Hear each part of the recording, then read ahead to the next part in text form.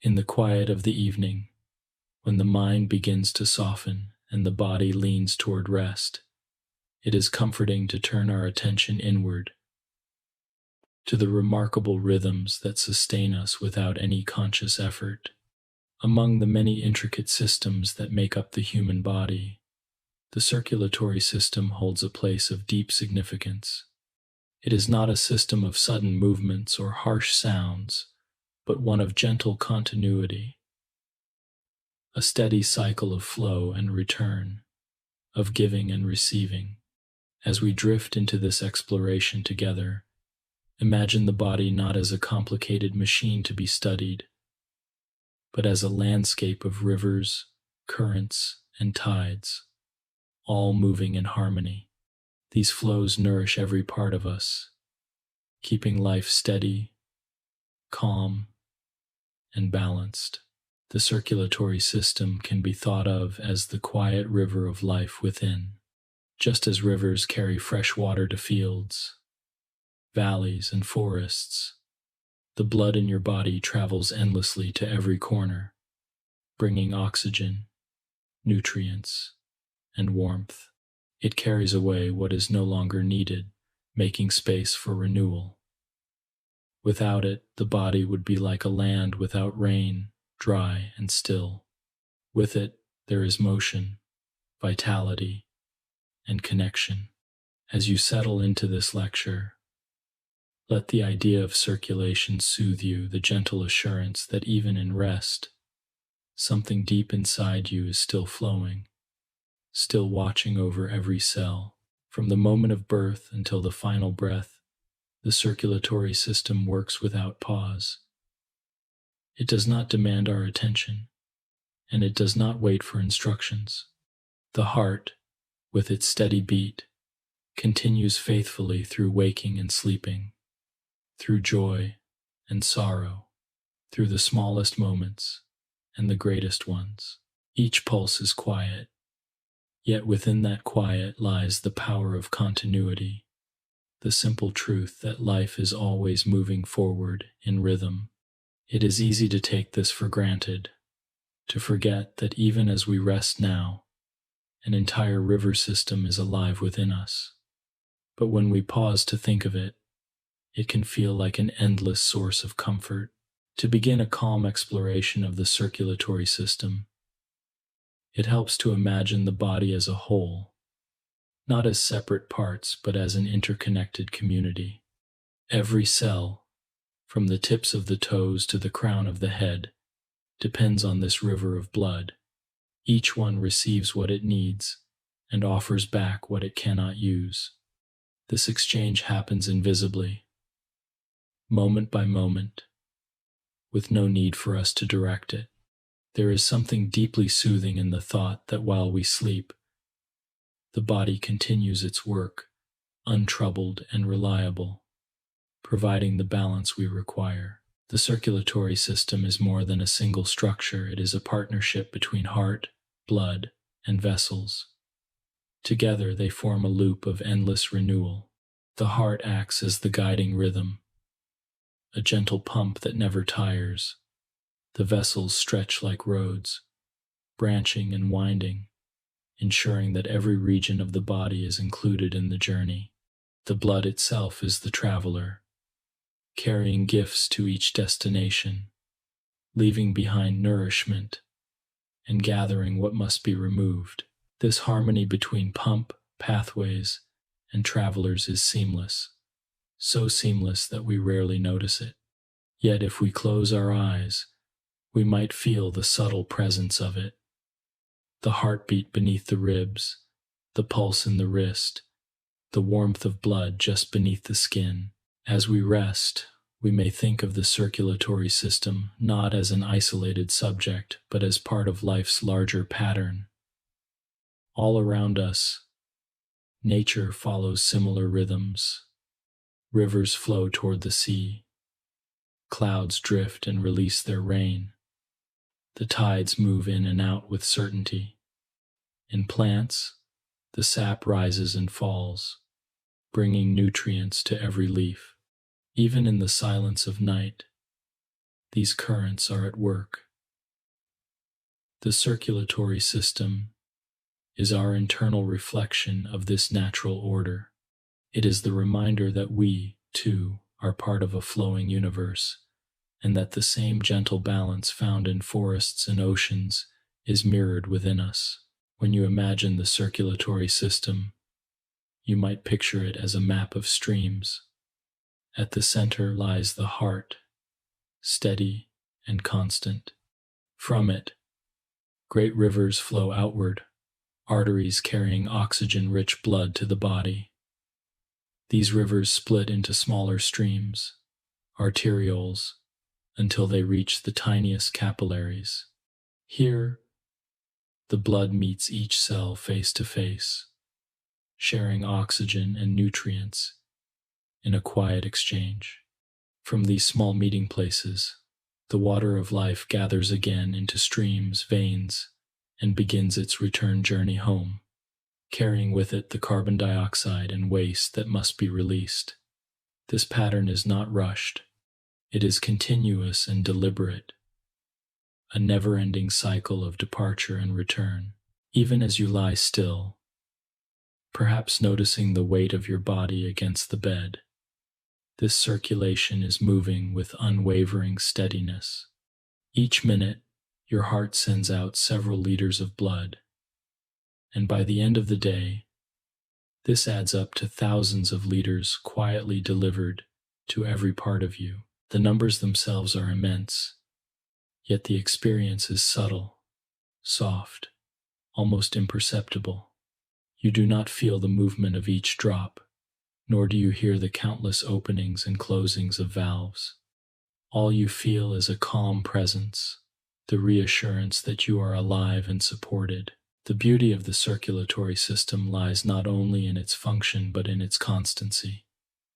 Imagine a friend who never leaves, who works tirelessly to bring what you need and remove what weighs you down. That is the gift of circulation.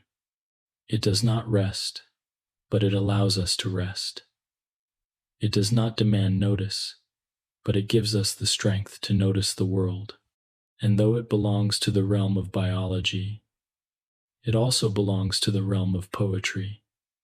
For in its rhythm, we can find comfort. In its flow, we can find peace. As we prepare to journey deeper into its details in later parts, let this opening section simply be an invitation to rest in the thought of flow. You are being carried, cell by cell, by a system that has always known how to do its work.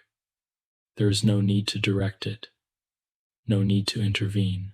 It continues with grace and reliability, as it has from the very first beat of your heart. And just as rivers carve landscapes over ages, your circulatory system shapes each day of your life, sustaining, nourishing, and balancing. This awareness alone can be enough to quiet the mind, knowing that beneath every breath, beneath every thought, there is a steady river carrying you forward. And in that awareness, you can let go of the day, knowing that while you rest, the work of life continues gently on. The circulatory system does not rush and does not falter. It is timeless within you, a living current. Thus begins our calm exploration. In the parts to come, we will look more closely at the heart, the vessels, and the blood itself. But for now, let us stay with the simple truth. You are sustained by flow. You are carried by rhythm. You are alive because within you, always, there is movement. 2. The concept of circulation. When we think of the human body, we often imagine its visible parts, the hands that reach, the eyes that see, the voice that speaks. Yet beneath this outer form, hidden from view, lies a quieter truth. Life is sustained by constant movement, by circulation. The word itself, circulation, carries the sense of something moving in a loop, a pattern without end. a cycle that repeats faithfully. Just as the earth circles the sun and the moon circles the earth, so too does blood circle within us. The circulatory system is not a straight path with a beginning and an end. It is a continuous journey, a circle of giving and returning that sustains us from the first moment of life until the very last. At its heart, circulation is about connection. Every cell in the body, no matter how small or distant, is part of a larger community. These cells cannot move themselves to find what they need. They are fixed in place, quiet, waiting. The circulatory system is their lifeline, bringing oxygen, nutrients, and warmth to them, and carrying away the byproducts of their work. This constant exchange ensures that balance is maintained. Without circulation, cells would wither, like plants deprived of water. With it, they thrive, living not in isolation, but as part of the greater whole.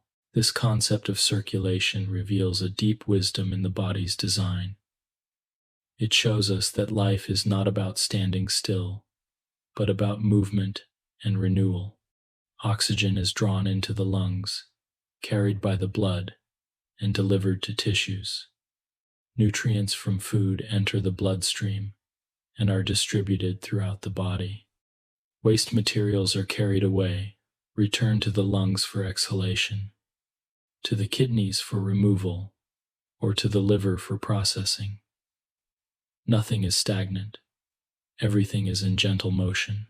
It is this cycle of giving and receiving that defines the circulatory system's essence. When you pause to imagine circulation, you might picture a vast network of roads and rivers, all converging at the center. The heart is the crossroads, pumping life outward, drawing it back in again. Arteries spread outward like rivers flowing from a spring, delivering oxygen-rich blood to every organ and tissue. Veins return like gathering streams, carrying blood back to the heart. In between lie the capillaries, so fine and delicate that they reach nearly every cell, allowing exchange on the smallest scale. Together, this system forms a complete loop, and every loop is completed within seconds, again and again, throughout the day and night. The concept of circulation is also about rhythm. Unlike the mechanical hum of an engine, the heart beats with a living cadence, one that adjusts with every breath, every thought, every shift of activity. At rest, the pulse slows, offering calm. In movement, it quickens, providing energy.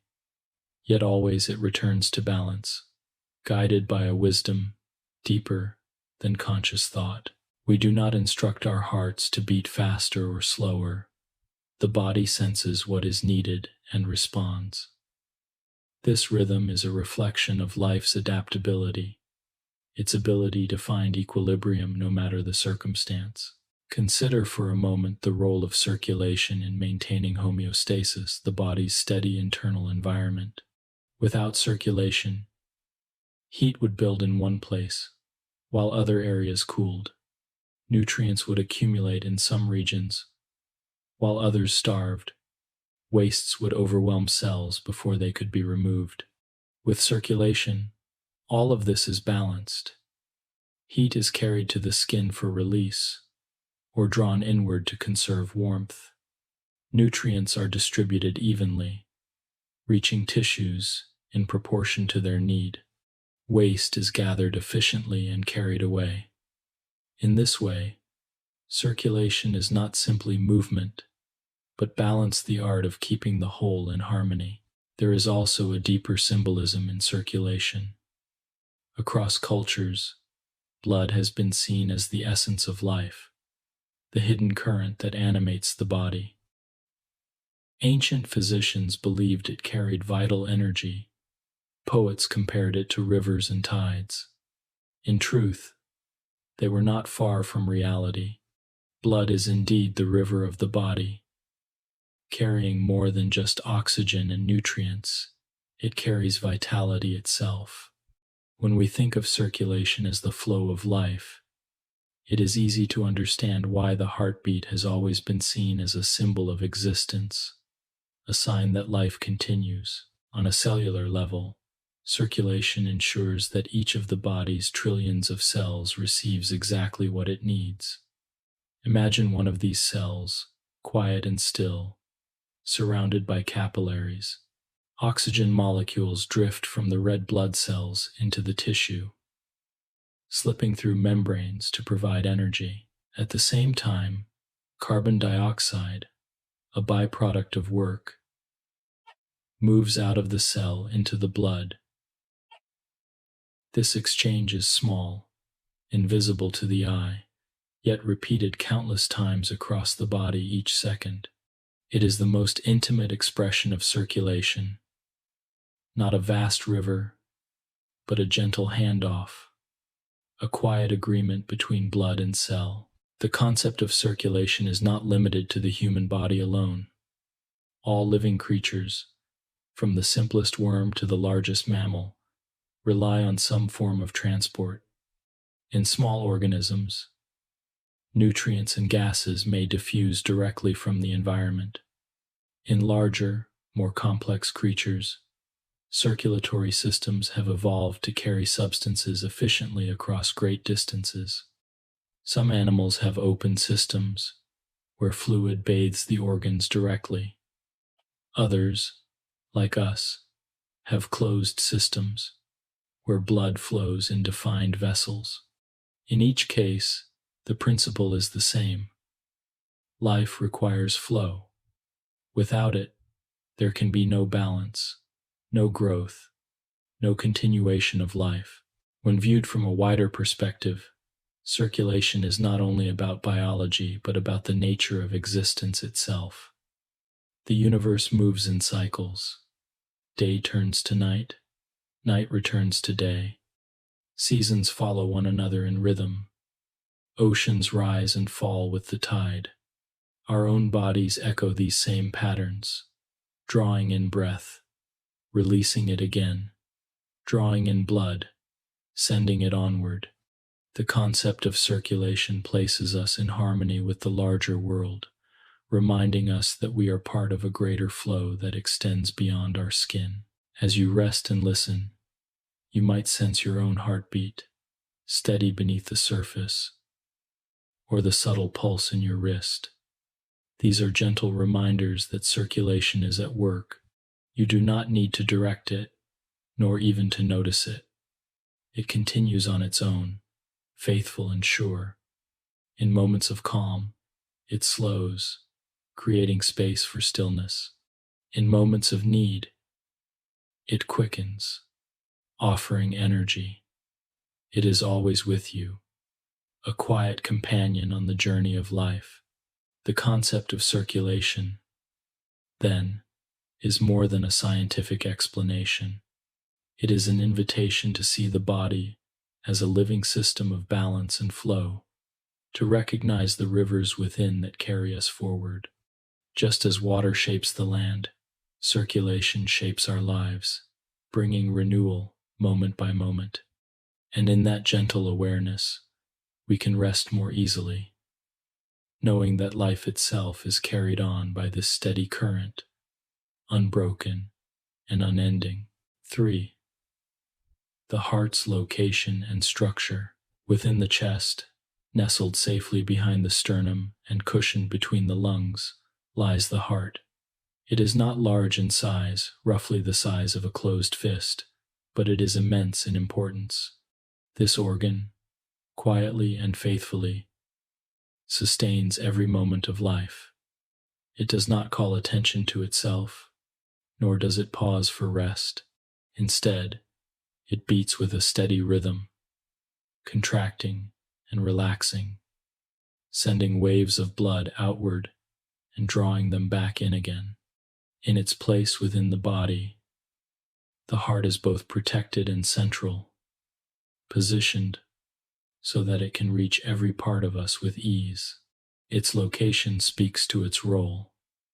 At the center, both physically and symbolically, it is the core of circulation. When we imagine the heart, it is easy to picture it as a symbol, a shape drawn with curves and points. Yet the real heart is far more intricate, more perfectly designed for its work. Resting in the thoracic cavity, slightly to the left of the midline, it sits at a gentle angle, its lower point, called the apex, leaning downward and to the left. The upper portion, the base, lies closer to the right shoulder. This orientation allows the heart to fit snugly within the ribcage, where it is surrounded by a protective sac known as the pericardium. The pericardium is like a soft envelope, shielding the heart from friction as it beats and anchoring it securely in place.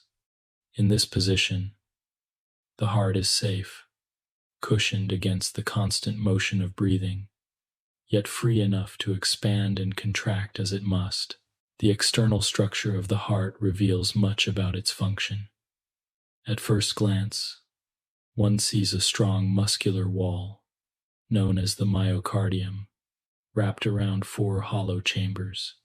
These chambers work together in pairs, 2 atria on the upper side and 2 ventricles below. The atria are the receiving rooms, where blood arrives either from the body or the lungs. The ventricles are the powerful pumping rooms, pushing blood out again with force. Between the atria and ventricles lie valves, soft yet sturdy flaps of tissue that ensure movement occurs in only one direction. These valves open like quiet doors to allow blood through and close firmly to prevent it from flowing backward.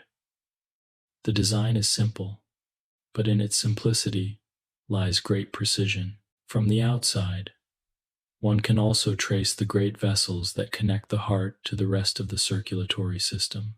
Emerging from the right side is the pulmonary artery, carrying blood to the lungs for renewal. From the left side extends the aorta, the largest artery in the body, arching upward before descending to deliver oxygen-rich blood to every organ.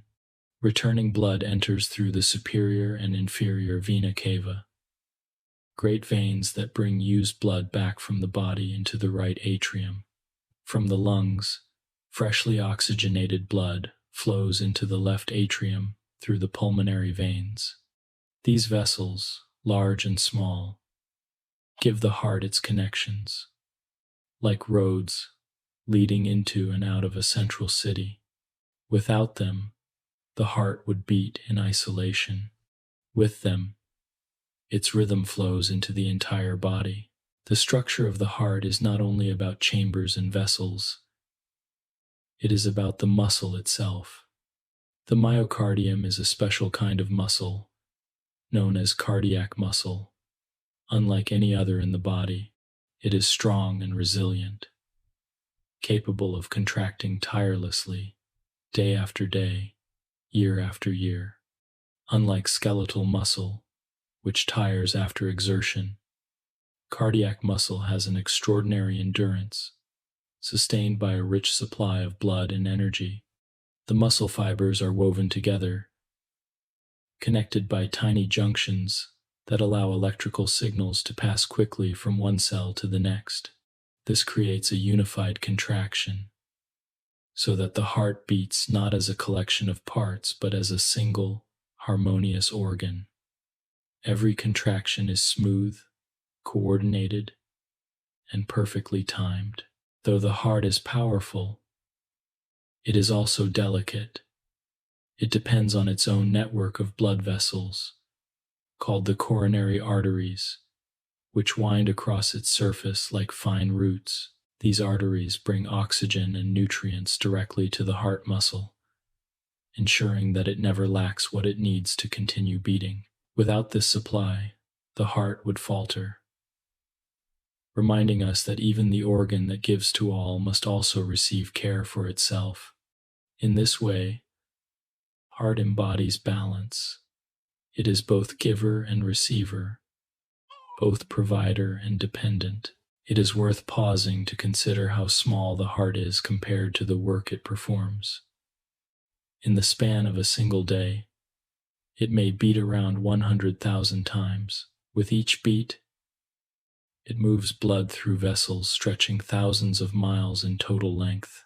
In a lifetime, this humble organ pumps millions of gallons, sustaining every thought, every breath, every step.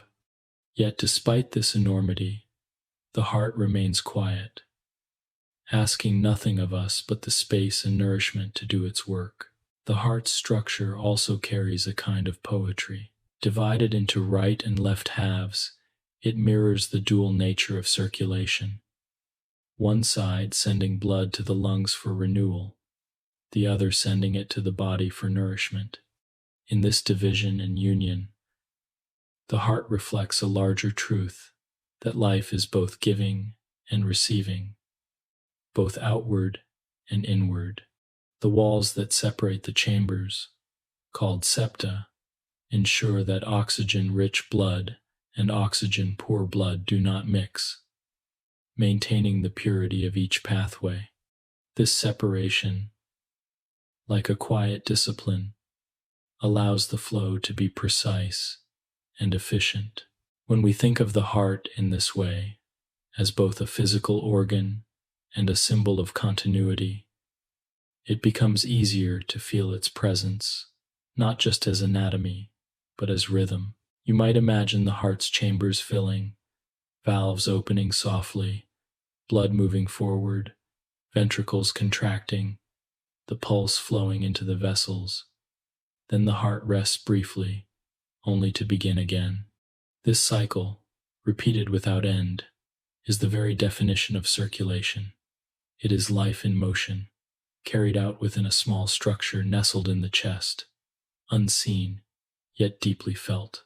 The heart's location and structure tell us much about why it has long been regarded as the seat of life. Protected within the ribs, close to the lungs, central to the body, it holds both strength and vulnerability. It is an organ of flesh and muscle, yet it is also a reminder of rhythm, of connection, of balance. As we move deeper into our journey of understanding the circulatory system, it is fitting to begin here, with the heart's form and its place. For in knowing where it rests and how it is built, we gain a quiet appreciation for the simplicity and elegance of its design. And in that appreciation, we find calm, knowing that within each of us, at this very moment, the heart is present, beating steadily, carrying us gently forward. 4. As we turn from the outer view of the heart to its inner world, we enter a space both intricate and deeply ordered. Within its muscular walls lie the chambers, the valves, and the passages that direct the constant stream of blood. Though unseen in daily life, this inner architecture is as familiar to the body as breath, for every beat of the heart depends on its structure being sound, its doors opening and closing at just the right moments, its rooms filling and emptying in perfect rhythm. To imagine the heart from within is to step into a place of steady movement, where flow never ceases and order reigns with quiet precision. The heart contains 4 chambers, arranged in 2 pairs. At the top sit the atria, light, receiving spaces that welcome blood as it returns from its journey. Below them are the ventricles, strong-walled chambers that provide the force to send blood outward again. Together, these 4 rooms create a balanced rhythm. The atria receive, the ventricles deliver. This division of labor allows the heart to manage an unending flow without ever faltering. The design is elegantly simple, and in its simplicity lies a profound efficiency. The right side of the heart handles the returning blood from the body. Oxygen has already been spent, and carbon dioxide has accumulated, so this blood arrives weary, in need of renewal. It enters first into the right atrium, a calm receiving chamber. From there, it passes through the tricuspid valve into the right ventricle. When the ventricle contracts, the blood is sent into the pulmonary artery, carried gently toward the lungs where it will be refreshed. On the left side, the cycle begins again, this time with oxygen-rich blood returning from the lungs through the pulmonary veins. It enters the left atrium, slips through the mitral valve, and fills the left ventricle. With a powerful contraction, the blood is then sent out through the aorta, the great artery that carries it throughout the body. In this way, the heart's 4 chambers complete a loop, one side giving blood to the lungs for air, the other sending it onward to the tissues. Between each chamber lie valves, small yet vital structures. These valves are like quiet guardians, ensuring that blood moves forward but never backward. They open softly to allow passage, then close firmly to prevent return. On the right, the tricuspid valve separates the atrium from the ventricle, while the pulmonary valve guards the entrance to the pulmonary artery. On the left, the mitral valve connects the atrium to the ventricle, and the aortic valve secures the passage into the aorta. Though made only of thin flaps of tissue, these valves hold great responsibility. Their opening and closing produce the familiar sounds of the heartbeat, soft echoes of movement, lub and dub, repeating endlessly. Within the ventricles, the walls are thick and muscular, designed to generate the strength needed to send blood across the body. The left ventricle, in particular, is powerful, for it must push blood through the aorta and into countless branches, reaching even the farthest tissues.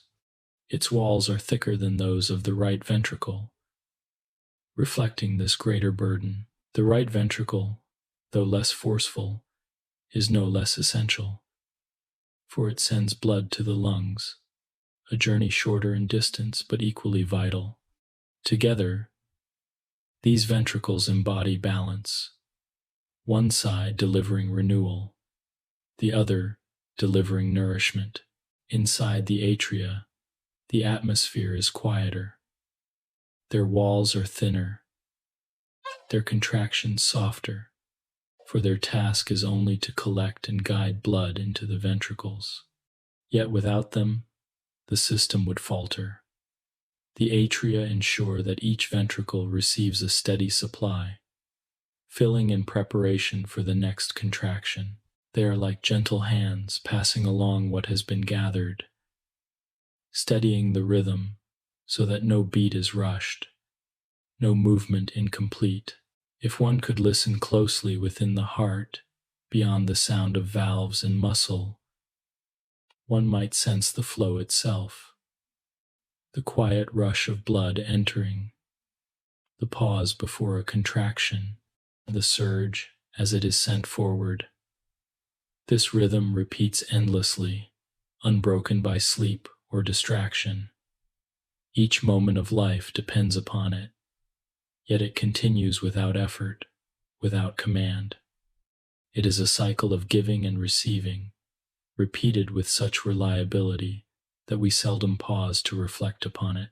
The inside of the heart also reveals a remarkable harmony between structure and function.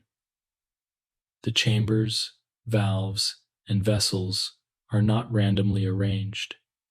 Each has its place, its role, its timing.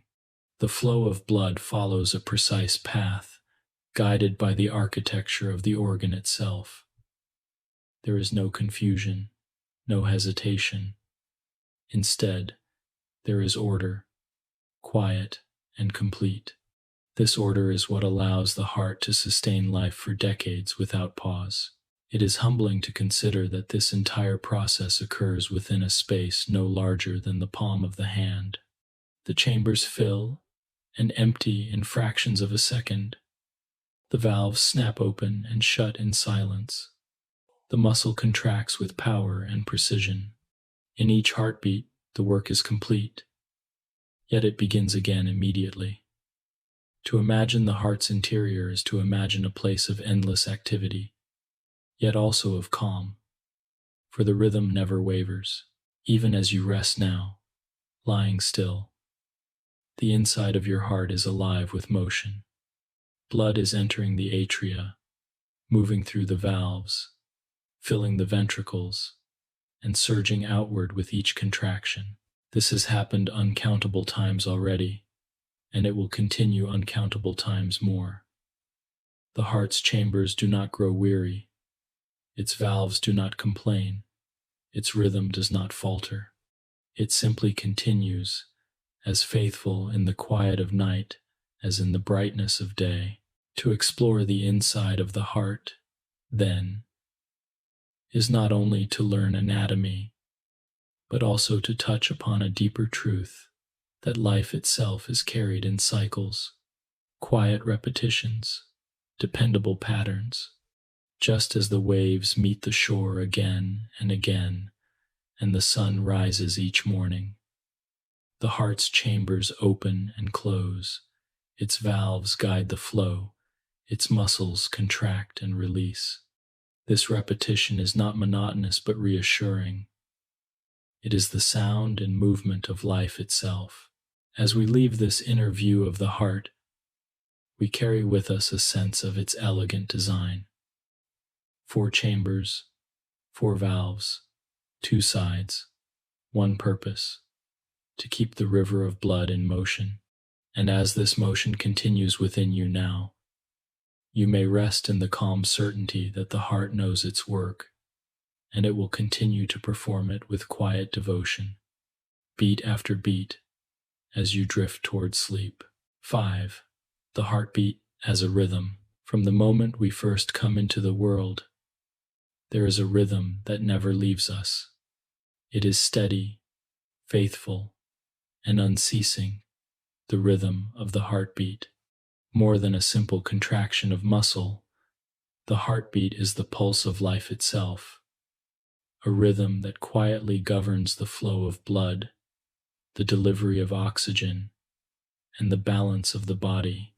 It is a rhythm that begins before birth and continues through every moment of existence, often unnoticed, yet always present. To rest in awareness of this rhythm is to rest in the comfort of continuity, knowing that beneath every breath and thought, the heart is keeping time. The heartbeat is not random, nor is it chaotic. It follows a precise sequence, guided by the heart's own internal clock. This clock resides in a small cluster of specialized cells within the right atrium, known as the sinoatrial node. These cells are unlike any others in the body.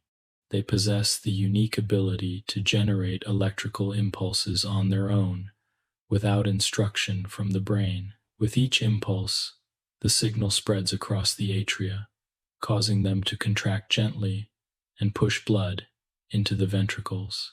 In this way, the sinoatrial node acts as the heart's natural pacemaker, setting the pace of life with quiet authority. Once the atria have contracted, the signal passes to another cluster of cells, the atrioventricular node.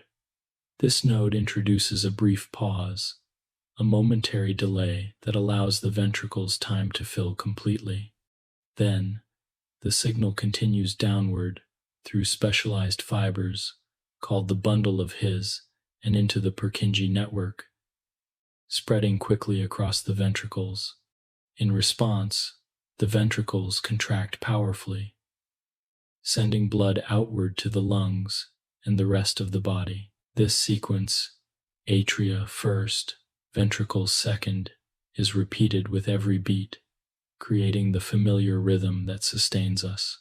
What is remarkable is that this entire process occurs without our awareness. We do not tell the heart when to beat, nor do we consciously guide its timing. The rhythm arises naturally, a gift of our physiology. Even when the brain rests in deep sleep, the heart continues, guided by its own inner signals. It may adjust its pace depending on the body's needs, but it never stops of its own accord.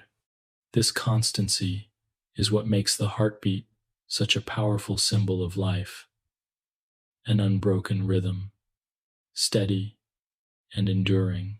When we place a hand upon the chest, we may feel this rhythm directly, a gentle thumping beneath the ribs. Or we may notice it at the wrist, where the pulse beats softly under the skin. Each sensation is a reminder of the work being done inside us. Work so constant that it fades into the background of awareness. And yet, if we listen, the heartbeat can be one of the most soothing sounds we know. It is the lullaby of life, a rhythm as old as our first moments, familiar and reassuring. The heartbeat is also adaptive, able to change with circumstance. At rest, it slows, conserving energy and allowing the body to recover. During exertion, it quickens, delivering more oxygen to the muscles and carrying away waste with greater speed. In moments of stress, hormones signal it to accelerate, preparing us to respond. In times of calm, it returns to a slower pace, as if inviting us to rest. This adaptability shows the heart's wisdom. It senses what is needed and adjusts accordingly, always keeping the body in balance.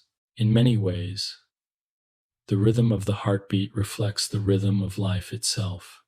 Just as the heart alternates between contraction and relaxation, so life alternates between effort and rest, between giving and receiving. The cycle of systole and diastole, the squeezing of blood out and the gentle filling again, is mirrored in the cycles of breath, of day and night, of waking and sleeping. Each cycle supports the next, each moment of activity balanced by a moment of pause. This balance is the essence of rhythm, the assurance that effort is always followed by rest. It is humbling to consider how many times the heart has already beaten in your lifetime. From the earliest days in the womb, when the first flicker of rhythm began, it has continued without pause. By adulthood, the heart may have already beaten billions of times, each one a small but essential act of continuation. And yet, despite this constant effort, the rhythm does not falter. The heart is built for endurance, not for haste. It knows the pace it must keep, and it keeps it with calm determination. In different cultures and traditions, the heartbeat has long been seen as more than a physical rhythm. It has been regarded as the seat of the spirit, the measure of life's presence. Poets have described it as the drum of existence, philosophers as the metronome of time. To rest with awareness of the heartbeat is to connect not only with physiology, but with a sense of something deeper, something that unites all living beings. For every human heart, though unique in its tempo, beats with the same purpose: to sustain, to renew, to carry life forward. As you listen now, you may imagine the rhythm of your own heart, not as something to be controlled, but as something to be trusted.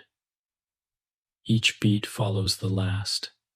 Each one prepares for the next. The sequence is unbroken, the rhythm eternal, at least for as long as life continues.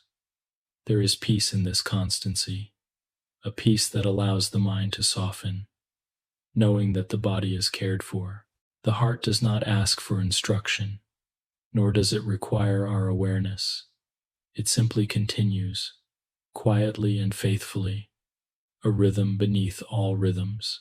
So, as we reflect on the heartbeat as rhythm, let us carry with us the sense of continuity it provides, the steady cycle of contraction and release, the precise timing of signals, the quiet work of valves and chambers.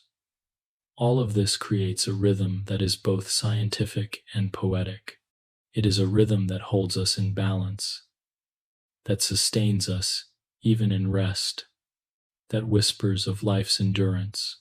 And as you drift deeper into calm, you may feel comfort in knowing that within you, right now, the heartbeat continues, soft and steady, carrying you gently into the next moment, and the next, and the next. 6. Arteries, pathways from the heart. From the heart, freshly oxygenated blood begins its journey outward, carried along strong vessels known as arteries. These vessels form the first great highways of circulation, branching and rebranching to reach every region of the body. If the heart is the central pump, then the arteries are the bold rivers that flow away from it, delivering life-giving oxygen and nutrients to tissues both near and far. To imagine them is to picture a vast network spreading outward, beginning with a single great trunk and dividing into countless smaller branches, each one ensuring that no corner of the body is left without supply. The largest of these vessels is the aorta. Emerging from the left ventricle, it arches gracefully upward before curving downward to travel through the chest and abdomen. Along its course, the aorta gives rise to numerous branches, each responsible for supplying specific regions. From its arch spring the arteries that carry blood to the head, neck, and arms. As it descends, it divides again to feed the organs of the chest, the digestive system, the kidneys, and the legs. Though we may never see it, the aorta is a magnificent structure, capable of withstanding the force of every heartbeat, its walls strong and elastic, built to absorb the surge of blood and then guide it forward. The walls of arteries are uniquely suited to their role. They are composed of 3 layers. An inner lining called the endothelium, smooth and delicate, providing a frictionless pathway. A middle layer of muscle and elastic tissue, capable of expanding and recoiling with each pulse, and an outer layer of connective tissue, giving strength and stability. Together, these layers allow arteries to both withstand the high pressure created by the heart and to regulate the flow of blood. With each beat, arteries stretch slightly, then return to their shape, smoothing the movement of blood and creating the familiar pulse that can be felt at the wrist or neck. As arteries branch into smaller vessels called arterioles, their role shifts subtly. No longer tasked only with carrying blood forward, they also regulate how much blood reaches each tissue. Arterioles can constrict or relax, narrowing or widening their passage. This adjustment, guided by signals from nerves and hormones, ensures that areas of the body in need, perhaps muscles during exercise, or skin in hot weather, receive more blood, while other areas rest with less. In this way, arteries are not rigid pipes but living structures, actively managing the distribution of life's flow. The work of arteries is constant, and it is finely tuned. Consider for a moment what happens as you rise from a chair and begin to walk. Muscles in your legs suddenly demand more oxygen, more nutrients, more energy. Almost instantly, arteries widen to deliver greater flow, while the heart beats more quickly to meet the demand. When you return to rest, the muscles quiet and the arteries narrow again, conserving energy. All of this happens without conscious thought, guided by the wisdom of the body's inner design. In their journey through the body, arteries carry with them more than oxygen. They also transport hormones, chemical messengers released by glands. These hormones ride the bloodstream, reaching distant organs to trigger responses, to adjust metabolism, to prepare the body for growth, or to bring it into rest. In this way, the arteries are also pathways of communication, linking organs together in a conversation of signals and responses. Their work is not only to carry substance, but also to carry information, making the body a unified whole. The importance of arteries can be felt in their pulse. Place gentle fingers against the side of the neck or at the wrist, and you may feel the rhythmic surge as blood moves forward. This pulse is more than a sensation.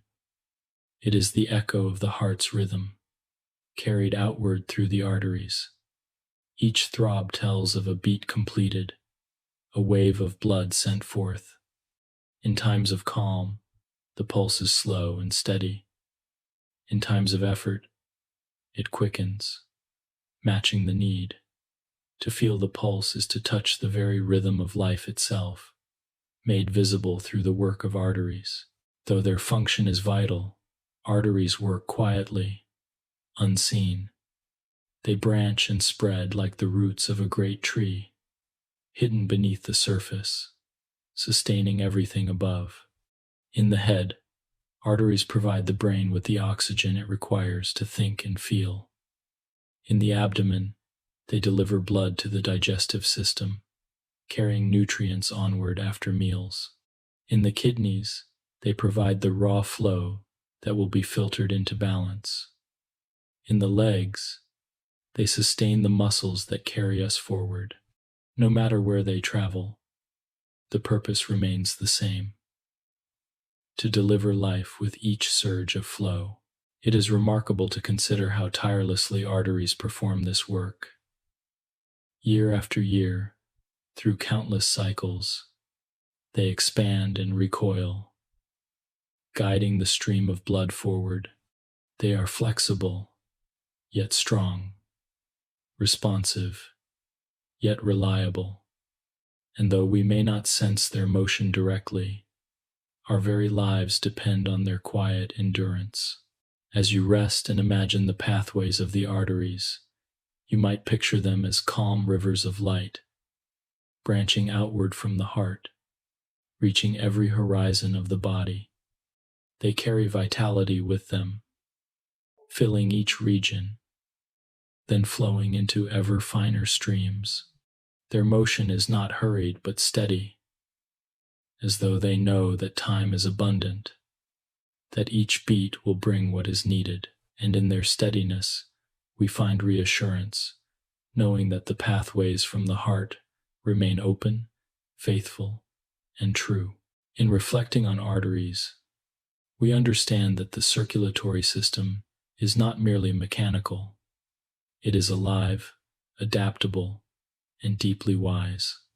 The arteries remind us that flow is not only about movement but also about balance, delivering more when it is needed, holding back when it is not, guiding the rhythm of life with quiet care. They are the first pathways of the journey outward from the heart, the strong and steady companions of every beat. And in their presence, we may rest, carried gently by the flow of life itself. 7.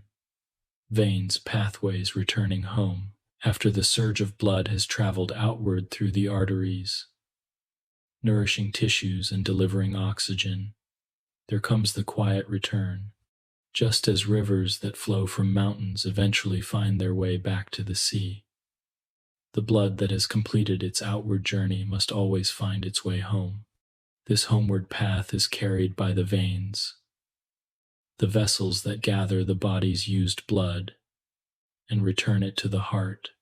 If arteries are the bold rivers rushing outward, veins are the gentle streams flowing back, carrying with them the stories of the body's work: carbon dioxide from cells, waste products to be removed, and the silent record of energy spent.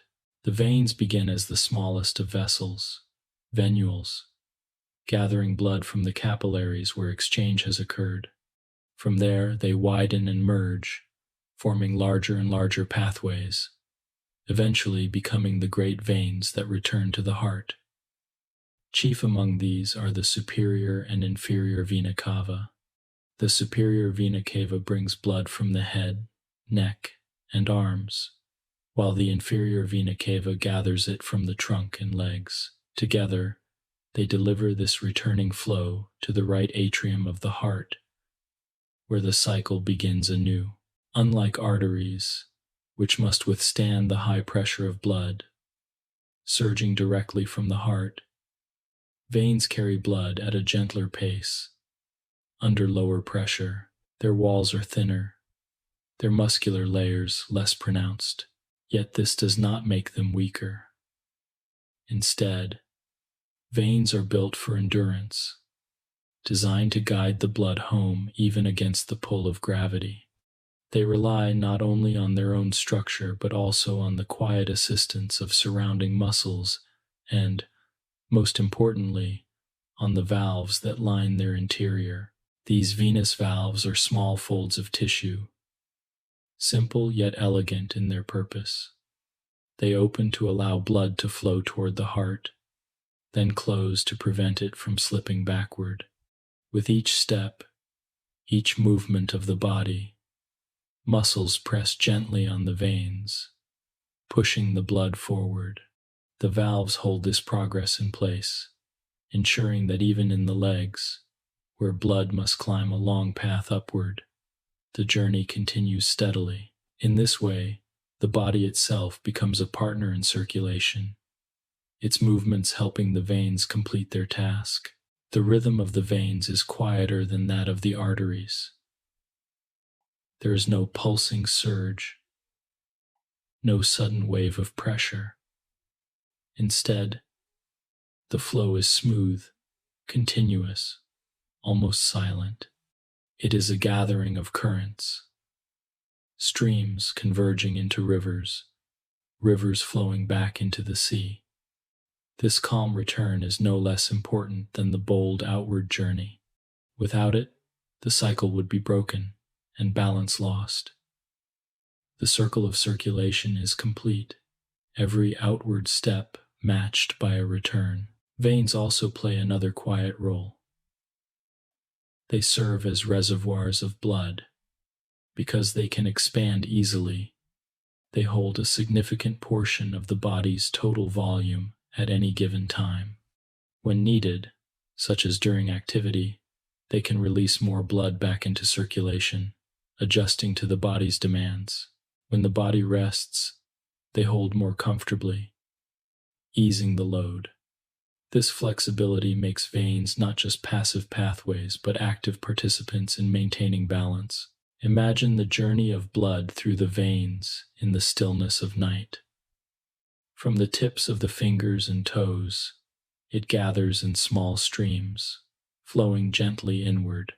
From the muscles, it collects the traces of work done during the day. From the organs, it gathers what must be carried away. Slowly, patiently, it joins with other streams, forming larger vessels, always moving toward the heart. It is a quiet homecoming, a return to the source, a preparation for renewal. There is something soothing in the thought of this return. Each cell gives what it cannot use, each tissue releases what it no longer needs, and the veins carry it away, asking nothing, offering only their steady guidance. It is as though the veins embody the art of letting go, of carrying burdens away from the places where they do not belong, and in doing so, they clear the way for new life to flow again. Though they are less celebrated than arteries, veins are no less remarkable. Their quiet work ensures that the circulatory system remains whole, that the circle of life-giving flow is never broken. Without them, the outward surge of arteries would have no balance, no completion. With them, the system becomes a loop, continuous and enduring. If you place a hand upon your leg or arm, you may feel the presence of veins just beneath the surface. Some may be faintly visible, blue lines beneath the skin. These are not flaws, but reminders of the system at work, vessels close enough to the surface that their paths can be traced. They are the gentle highways of return, faithfully carrying the blood homeward, step by step, beat by beat. As you imagine the veins, picture them not as dark or heavy, but as calm rivers moving toward a center, as quiet currents that gather and unite. Picture the valves opening and closing like soft doors, each one guiding the flow in the right direction. Picture the muscles of your body pressing gently on these pathways, helping the blood climb, helping it find its way home. In this vision, the veins become more than vessels. They become symbols of return, of release, of balance restored. And so, the work of the veins completes the cycle of circulation. Arteries carry blood outward, capillaries exchange it, and veins bring it home again. The circle is closed, the rhythm complete. In this unbroken pattern, life continues, quietly and faithfully. As you rest, know that within you, countless streams are making their way home, guided by the quiet strength of the veins, ensuring that the cycle never ends, that balance is always kept, and that life flows on without pause. 8. Capillaries, the meeting points. As the great rivers of arteries branch into smaller streams, and as the gentle veins begin their quiet collection, there lies a point where the two meet. This meeting place is found in the capillaries, the tiniest vessels of all.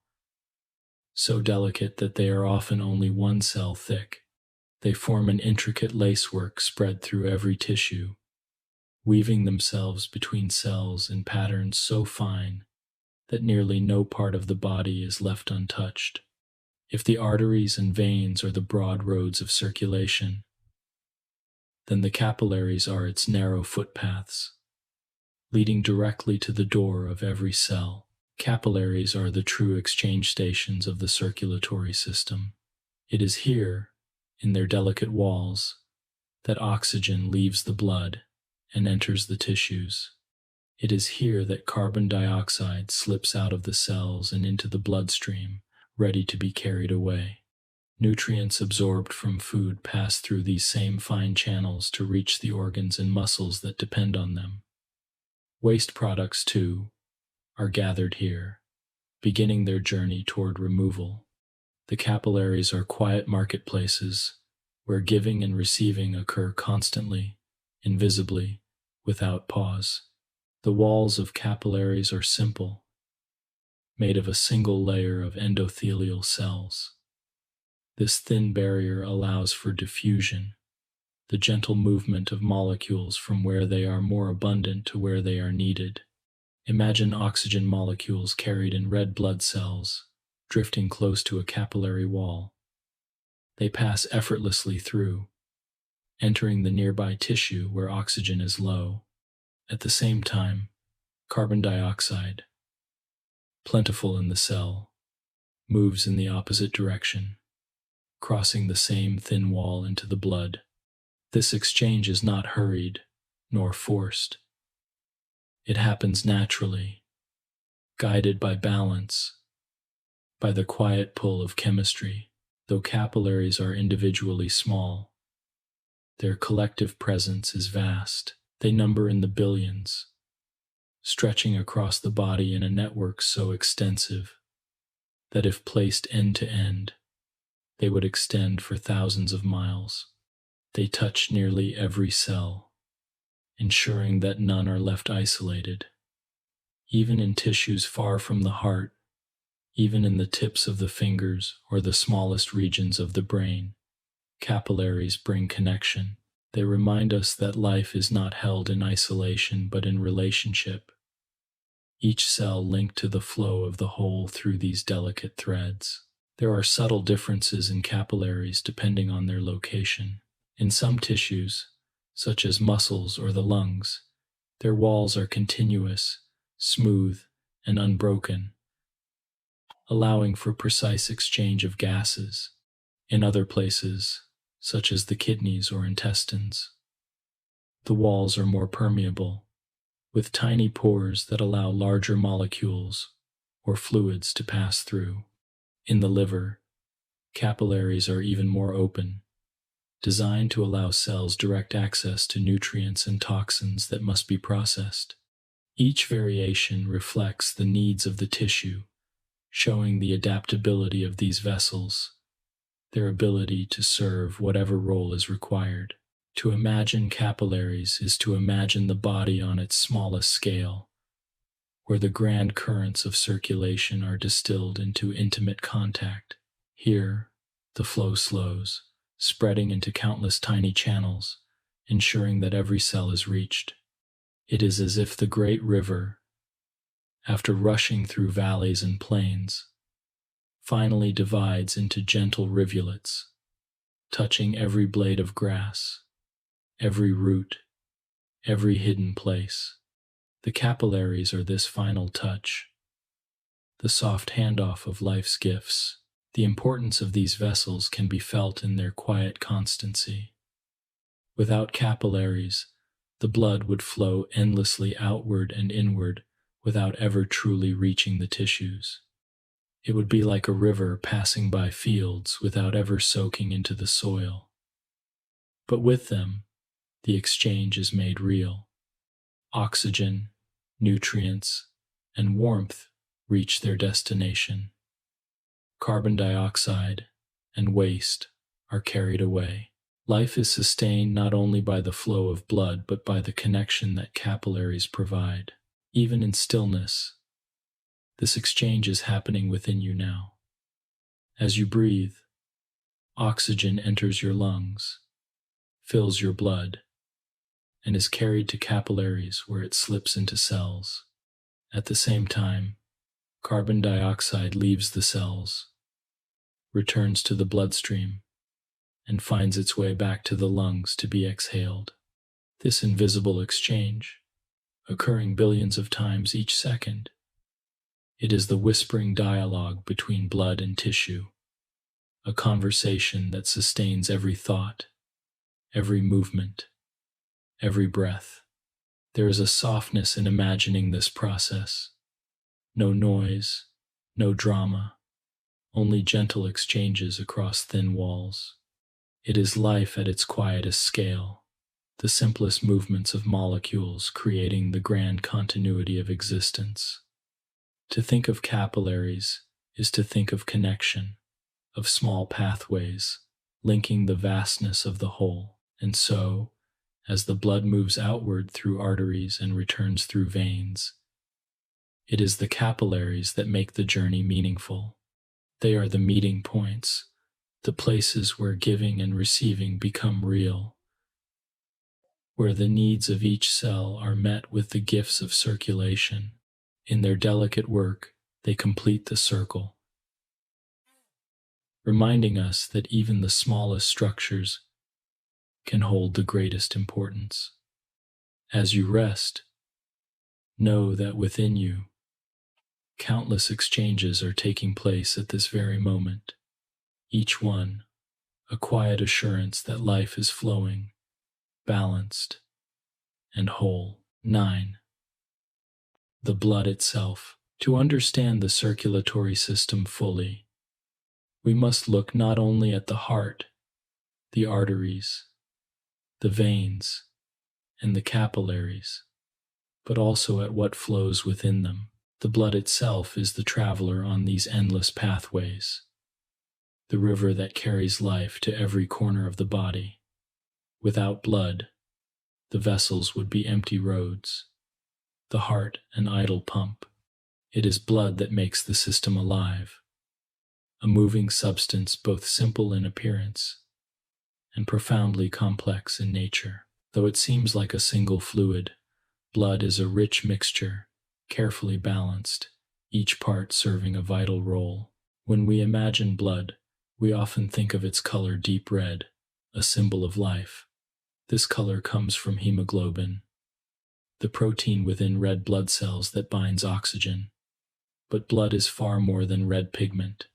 It is composed of two main elements: the liquid portion, called plasma, and the cellular portion, which includes red cells, white cells, and platelets. Plasma is pale and golden, a fluid that makes up more than half of blood's volume. It carries dissolved salts, proteins, hormones, and nutrients, acting as the medium through which the cells travel. The cellular portion floats within this liquid, each type of cell with its own quiet task. Red blood cells, or erythrocytes, are the most numerous. Shaped like tiny discs, they are designed for carrying oxygen. Within each one lies hemoglobin, a molecule that can bind oxygen in the lungs and release it in the tissues. Red blood cells have no nucleus, no intricate machinery of their own, which allows them to devote themselves entirely to their task. They drift endlessly through the vessels, carrying oxygen outward, carrying carbon dioxide back.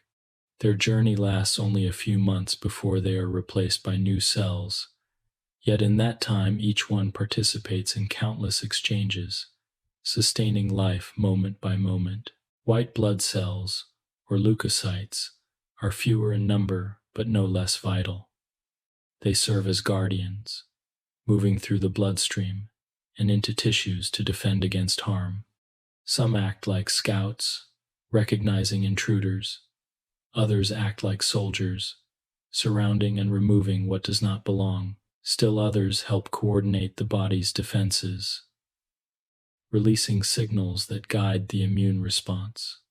Though small in proportion, white blood cells are essential for keeping the body safe, ever alert even in moments of rest. Platelets, or thrombocytes, are the fragments of larger cells, tiny but purposeful. Their role is to protect the body from bleeding. When a vessel is injured, platelets gather at the site, forming a temporary seal. They release signals that trigger clotting, drawing in proteins that create a stronger barrier. This process prevents blood from being lost and allows healing to begin. Though they may seem minor compared to red and white cells, platelets embody the body's wisdom in preserving itself, acting swiftly whenever a breach appears. Together, these elements, red cells, white cells, platelets, and plasma, create a living fluid that is far more than water. Blood is thick with purpose, carrying oxygen, nutrients, hormones, and waste, while also protecting and repairing. It is both transport and defense, both nourishment and safeguard. Its flow ensures that every cell receives what it needs, and that balance is always maintained. Beyond its cellular composition, blood also carries warmth. As it moves through the body, it distributes heat, maintaining the steady temperature that life requires. In cold environments, blood is drawn inward, preserving heat near the core. In warmth, it flows more to the surface, releasing heat into the air. This quiet adjustment happens continually, guided by the flow of blood, keeping the body in balance with its surroundings. Blood also carries the signals of communication. Hormones released by glands enter the plasma and are transported to distant organs. A message from the thyroid may tell the body to increase its energy use. A signal from the pancreas may direct cells to take in glucose. A hormone from the adrenal glands may prepare the body for alertness, while another from the brain may invite rest. These messages travel not by wire or by voice, but by the gentle flow of blood, carried everywhere at once, ensuring unity of function. In considering blood, we might also reflect on its volume. An average adult carries several liters, enough to fill the vessels, yet carefully regulated so that pressure is maintained. Too much or too little would disrupt the balance, but the body adjusts continually, ensuring that the right amount is always in motion. This constant regulation is part of the wisdom of circulation, the unseen care that allows life to continue smoothly. There is something soothing in knowing that within us flows this river of life, tireless and abundant. It is never still, never stagnant, always moving forward, carrying with it both the gifts of renewal and the burdens of waste. And though it is made of countless small parts, cells, proteins, and molecules, it moves as one, a unified current. In its unity, we find a reflection of life itself. Many parts, many tasks, yet one continuous flow. As you rest and imagine the blood within you, picture it as a gentle river moving through hidden channels. Picture red cells drifting along, carrying oxygen like lanterns of light. Picture white cells as quiet guardians, watchful and patient. Picture platelets as small helpers, ready to repair when needed. And picture plasma as the water that holds them all, golden and clear, carrying nourishment and messages alike. Together, they move in harmony, sustaining the quiet rhythm of life. In turning our attention to the blood itself, we come closer to the essence of circulation. The heart provides the rhythm, the vessels provide the pathways, but it is blood that carries the substance of life. It is the traveler, the messenger, the healer, the river that never ceases to flow. And as it flows within you now, silently and faithfully, you may find comfort in its constancy, knowing that you are carried, moment by moment, by this living stream. 10. Red blood cells and oxygen. Among the many elements of blood, the red blood cell is perhaps the most central to life itself. These small, disc-shaped cells are the bearers of oxygen, the transporters of breath from the lungs to the tissues. Without them, the body would have no means of delivering the oxygen that fuels every cell's work. They are quiet laborers, numerous beyond imagination, flowing endlessly through the vessels, carrying with them the gift of life, with every beat of the heart. A red blood cell, also known as an erythrocyte, has a distinctive form. It is shaped like a biconcave disc, a circle with a gentle indentation on both sides. This shape is not random, but perfectly suited to its task. The indentations increase the surface area, allowing more oxygen to bind and release efficiently. The flexibility of the red blood cell also allows it to squeeze through the tiniest capillaries, bending and folding as needed to reach even the most hidden tissues.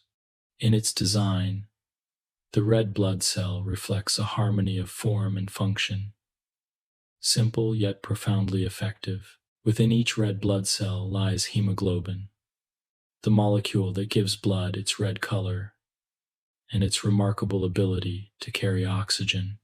Hemoglobin is a protein, folded into a shape that allows it to bind oxygen in the lungs, where the air is rich, and then release it in the tissues, where oxygen is scarce.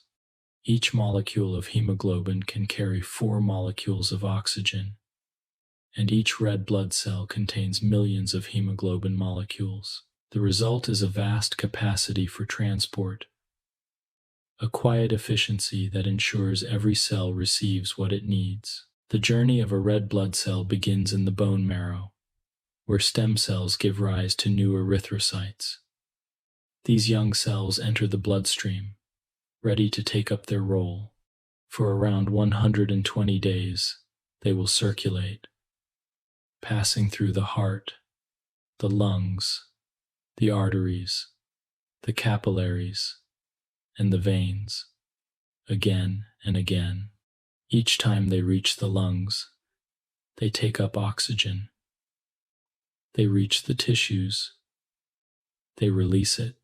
After their lifespan has ended, they are gently removed by the spleen and liver, broken down and recycled, their iron and components used to form new cells. In this cycle, no part is wasted, and the flow of renewal continues. The importance of red blood cells can be understood by imagining what life would be without them. Without oxygen delivery, cells could not generate the energy needed for their tasks. Muscles would falter, the brain would dim, the organs would cease their work. Oxygen is the spark that fuels cellular respiration, the process by which energy is drawn from nutrients. Red blood cells are the carriers of this spark, ensuring that it reaches every corner of the body. They are, in essence, the breath made mobile, the air transformed into flow. The relationship between red blood cells and oxygen is dynamic, responsive to the body's needs. When oxygen is plentiful, hemoglobin binds it tightly. When oxygen is scarce, hemoglobin releases it readily. This responsiveness ensures that blood can adapt to varying conditions, whether one is resting quietly, breathing slowly, or moving quickly, demanding more energy. At higher altitudes, where oxygen in the air is less abundant, the body responds by producing more red blood cells, increasing its carrying capacity. In this way, the bond between hemoglobin and oxygen is not rigid but adaptable, a partnership that adjusts continually to sustain life. It is soothing to imagine the constant rhythm of this exchange. In the lungs, red blood cells pass through delicate capillaries, brushing against thin walls where oxygen diffuses inward. Hemoglobin binds the oxygen, holding it gently, like a gift to be delivered. Then, carried by the flow of blood, the red cell drifts into the tissues. Here, where oxygen is low, hemoglobin opens its grasp, releasing the oxygen to the waiting cells. Carbon dioxide, the byproduct of work, slips in to be carried back to the lungs. Then the red blood cell returns, ready to begin again. This cycle repeats endlessly, quiet and precise. With each breath and each heartbeat, though they are small, red blood cells are astonishingly numerous. In every drop of blood, there are millions.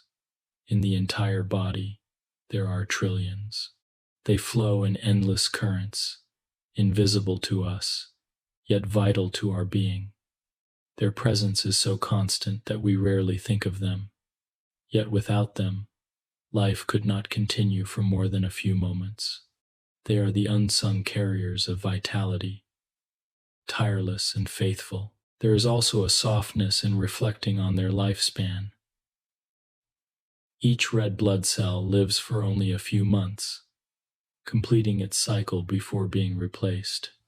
And yet, because new ones are always being formed, the flow never ceases. It is a quiet reminder that life itself is carried not by permanence but by renewal, by the continuous replacement of what passes with what is new. The river of blood is never the same from one moment to the next, yet it remains unbroken, steady, whole. As you rest, you may imagine the countless red blood cells flowing within you now. Picture them as small, gentle discs, drifting in currents, each one carrying its precious cargo of oxygen. Picture them arriving at a muscle, releasing oxygen to fuel its quiet work, then continuing onward. Picture them reaching the lungs, filling once more with fresh breath. They move without effort, guided by the rhythm of the heart, by the flow of the vessels, by the balance of chemistry. They move in harmony, countless, yet united in purpose. In this way, red blood cells embody the very essence of circulation, the endless giving of life, the constant renewal of energy, the balance between taking in and giving out. They are the breath within the bloodstream, the connection between air and tissue, the carriers of vitality itself. And as you drift deeper into calm, you may find comfort in knowing that within you, right now, trillions of these tiny travelers are at work, each one faithfully delivering oxygen, sustaining the quiet rhythm of life. 11. White blood cells in defense. Within the flowing river of blood, most cells are devoted to carrying oxygen, but among them, scattered in smaller numbers, travel the guardians of the body, white blood cells, or leukocytes. Though far fewer than red blood cells, they carry an importance beyond their count. Their role is not to nourish with oxygen, but to defend, to protect the body from harm, to keep the internal world safe from invaders and balanced against disruptions. They move quietly, ever watchful, ready to act when needed, yet often passing unnoticed in times of peace. White blood cells come in several forms, each with its own task. Some are like scouts, patrolling the bloodstream, searching for signs of bacteria or viruses. Others are like soldiers, surrounding and engulfing intruders, breaking them down so they can do no harm. Still others are messengers, releasing signals that call reinforcements or guide the response. Together, they form a living defense system, moving not only through the blood but also into tissues, slipping out of the vessels whenever they are needed most. One of the most common white blood cells is the neutrophil. These cells are swift responders, the first to arrive when a wound occurs or when infection begins. They can engulf bacteria, surrounding them and breaking them apart, preventing their spread. Lymphocytes, another group, include cells that create memory of past encounters. After meeting a virus or bacterium once, they remember it, so that if it returns, the response is quicker, stronger, more effective. In this way, the body learns, building a quiet library of defenses across a lifetime. Other white blood cells take on supportive roles. Monocytes, larger and fewer in number, move into tissues where they become macrophages, long-lived guardians that patrol the body's inner spaces. Eosinophils and basophils, though rarer, assist in responding to parasites and in moderating allergic reactions. Each type of cell contributes to balance, ensuring that the defense is not only strong but also nuanced, adjusted to the nature of the challenge. The movement of white blood cells is not constant attack. Most of the time, they travel peacefully through the bloodstream, ready, but at rest. They drift with the flow, pausing when signals arise, then moving into action only as needed. Their presence is like that of watchful guardians who do not disturb the calm unless danger approaches. In this way, they conserve energy, allowing the body to focus on nourishment and renewal until the moment of defense arises. It is remarkable to consider how these cells navigate. Unlike red blood cells, which remain within the vessels, white blood cells have the ability to slip between the walls of capillaries and enter tissues directly. This process, known as diapedesis, allows them to reach the exact location of need, whether deep in muscle, skin, or organ. They are not confined to the pathways but are able to step beyond them, moving with quiet purpose into the body's spaces. In this way, they embody flexibility, meeting challenges wherever they appear. Beyond defense against infection, White blood cells also maintain balance within the body. They help remove old or damaged cells, clearing away what is no longer needed. They monitor for irregularities, identifying cells that grow in unusual ways. In this housekeeping role, they keep the inner environment clean and orderly, preventing accumulation of what might otherwise cause harm. Their work is not always dramatic. Often it is quiet and unnoticed, yet essential for health. As with other parts of blood, white blood cells are renewed continually. They are formed in the bone marrow, released into circulation, and guided by signals from the body. Some live only hours or days, rushing to sites of need and then fading. Others may endure for years, particularly memory cells that retain knowledge of past encounters. This variation reflects the diversity of their roles, from rapid response to long-term vigilance. To imagine white blood cells is to imagine a hidden layer of care within the body. They are unseen guardians, always present, often silent, sometimes active. Their number rises and falls depending on need, adjusting to the challenges of each moment. When infection arises, they multiply, arriving in waves. When peace returns, their numbers recede, conserving balance. They reflect the body's wisdom in responding only as much as is necessary, neither too little nor too much. There is comfort in knowing that even now, as you rest, these cells are at work. They are circulating through your bloodstream, slipping into tissues, watching quietly for signs of imbalance.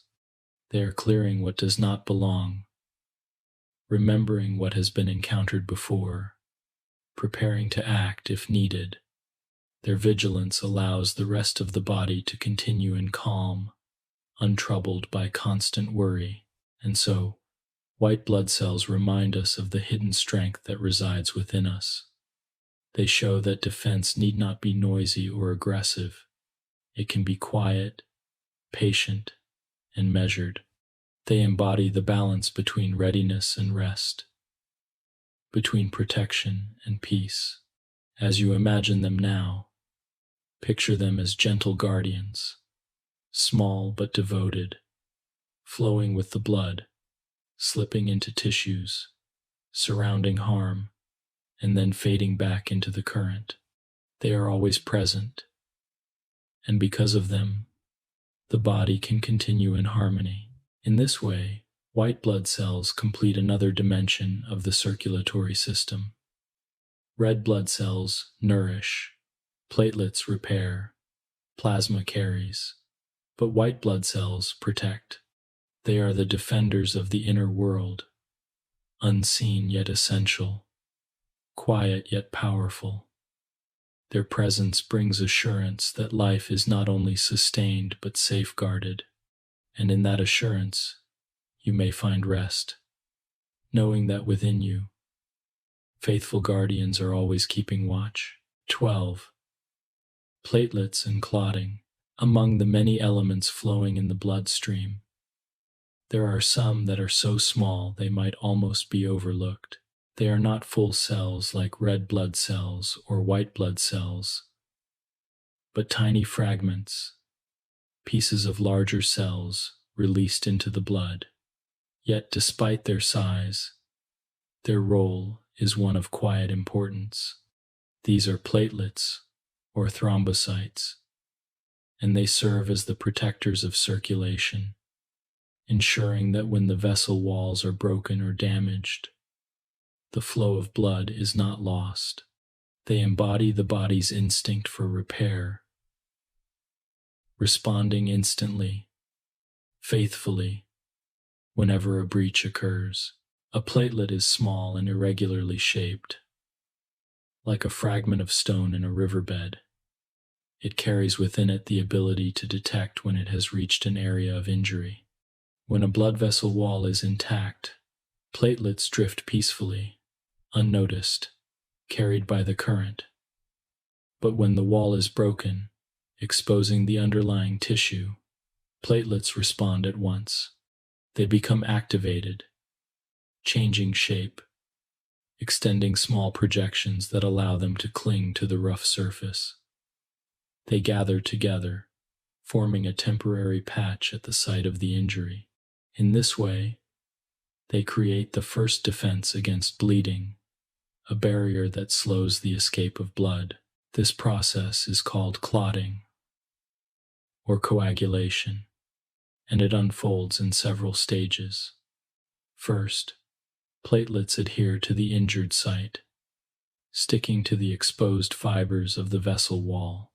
Then they release small chemical signals, inviting other platelets to join them.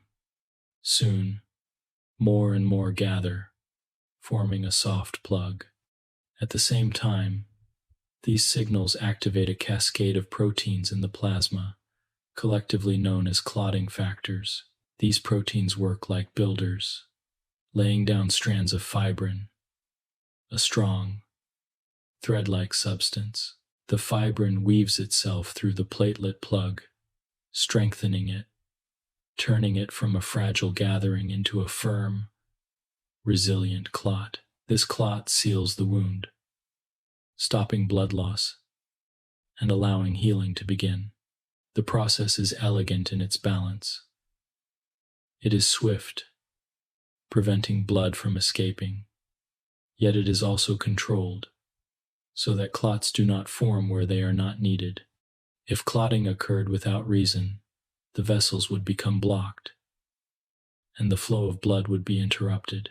But the body regulates the process carefully, activating platelets only where there is injury, breaking down clots once they are no longer needed. In this balance, we see once again the wisdom of circulation, always adjusting, always protecting, without excess. Platelets are produced in the bone marrow, just like other blood components. They begin as parts of large cells called megakaryocytes. These giant cells release fragments of their cytoplasm into the bloodstream, and these fragments become platelets. Though small, they are plentiful, with hundreds of thousands in every drop of blood. Their lifespan is only about a week, but they are constantly renewed, ensuring that the bloodstream always carries a fresh supply, ready for repair at any moment. To imagine platelets at work is to picture a gentle repair crew traveling within the blood. They move quietly, unnoticed most of the time. But when a vessel wall is scratched or broken, they arrive swiftly, filling the gap, weaving a net, holding the flow in place. Around them, fibrin strands grow like threads of silk, binding the wound together until the tissue itself can heal. When the healing is complete, the clot dissolves, the flow resumes, and the platelets continue on their way. It is a process both simple and profound, a constant readiness for protection. This quiet repair happens countless times in a lifetime. Every small cut, every tiny vessel broken within tissues, is met with the response of platelets. Often we do not notice, for the repair is swift and invisible. Even the smallest bruises or scrapes are reminders of their work, signs that the platelets gathered and clotting factors wove their nets, allowing recovery to take place. Without them, even the slightest wound would be dangerous, and the steady flow of blood could not be maintained. Platelets also remind us of the body's resilience. They show that damage need not be permanent, that repair is always possible, that balance can always be restored. Their presence is a quiet assurance that the body carries within itself the means to heal. Just as the heart beats without asking, just as red blood cells carry oxygen without thought, so too do platelets respond without command, ready at all times to protect the flow of life. As you rest and imagine them now, picture platelets as small, patient travelers, carried gently by the current. Picture them drifting through wide arteries, through narrow veins, through tiny capillaries. Picture them arriving at a place where the vessel wall is scratched, where a gap has opened. They gather, they hold fast, they weave a net of fibrin, and they stay until the wound is safe. Then, when their work is done, they dissolve quietly, leaving no trace but the healed vessel. In the great symphony of circulation, platelets are not the loudest players, nor the most numerous, but their contribution is essential, for they keep the system intact, ensuring that the river of blood does not escape its channels. They are guardians of the vessels, protectors of flow, reminders that even in moments of damage, the body holds the wisdom to mend itself. And as you sink deeper into calm, you may take comfort in their presence, knowing that within you, platelets are always ready, always watching, always working quietly to keep the river of life whole. 13. Plasma, the silent carrier. When we think of blood, our minds often turn to the vivid red of red blood cells or the protective vigilance of white blood cells. Yet, behind these more noticeable elements lies the greater part of blood's volume, the pale, golden liquid that holds them all. This is plasma, the silent carrier, the medium through which everything moves. It makes up more than half of blood's volume, yet it is often overlooked, for it does not draw attention to itself with bold colors or dramatic actions. Instead, it serves quietly, faithfully, as the river in which all other components drift. Plasma is composed mostly of water, about 90%. This water is not plain, however, but enriched with dissolved substances that give it purpose and character. It holds salts and electrolytes, such as sodium, potassium, and calcium, which maintain the delicate balance of the body's chemistry. It carries proteins that perform countless roles: albumin to maintain fluid balance, globulins to support immunity, fibrinogen to aid in clotting. It also holds hormones, nutrients from food, and waste products on their way to removal. In its flowing current, plasma carries the essence of life's balance, maintaining the body's inner environment in harmony. One of plasma's quiet tasks is to distribute nourishment. After food is digested, nutrients such as glucose, amino acids, and fatty acids enter the bloodstream. They dissolve in plasma, which carries them to the tissues that require energy. A muscle in motion may receive glucose to fuel contraction. A healing wound may receive amino acids to build new protein. Each nutrient, absorbed from the outside world, is delivered by plasma to the exact place it is needed. Seamlessly, without fanfare, plasma also serves as a messenger. Hormones released by glands dissolve into this liquid, traveling to distant organs to deliver instructions. From the pancreas, insulin is released, carried by plasma to guide cells in absorbing glucose. From the thyroid, hormones are sent to adjust the body's rate of energy use. From the adrenal glands, signals flow to prepare the body for alertness or rest. These messages are subtle, yet their influence is profound, and plasma is the medium that delivers them, ensuring that every part of the body hears the call. Another essential role of plasma is in maintaining fluid balance. The proteins it carries, especially albumin, draw water into the bloodstream, preventing excessive fluid from leaking into tissues. This balance ensures that blood pressure remains steady, that tissues are neither swollen with excess nor deprived of nourishment. Without this careful regulation, the body would lose its equilibrium. Yet plasma holds it steady, keeping the internal seas calm. Plasma is also the vehicle of removal. Just as it delivers nourishment, it carries waste away. Carbon dioxide, dissolved in plasma or carried as bicarbonate, flows back toward the lungs to be exhaled. Urea and other waste products, products of metabolism, are carried to the kidneys to be filtered out. In this way, plasma serves as both giver and taker, bringing what is needed and carrying away what is no longer useful, ensuring that the body remains in balance. Though it is pale and nearly transparent, plasma is the unseen stage upon which the drama of circulation unfolds. Without it, red blood cells could not reach tissues, white blood cells could not patrol, platelets could not repair. It is the river itself, the medium of motion, the quiet background that makes all else possible. In its presence, the other components of blood find their path, their purpose, their home. There is a softness in reflecting on plasma.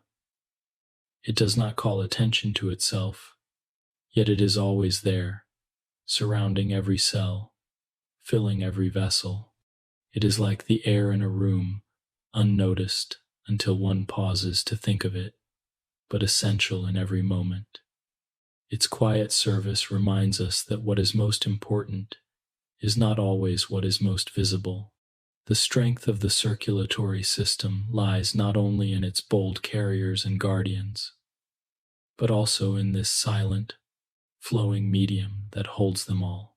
Plasma also carries heat, distributing warmth through the body.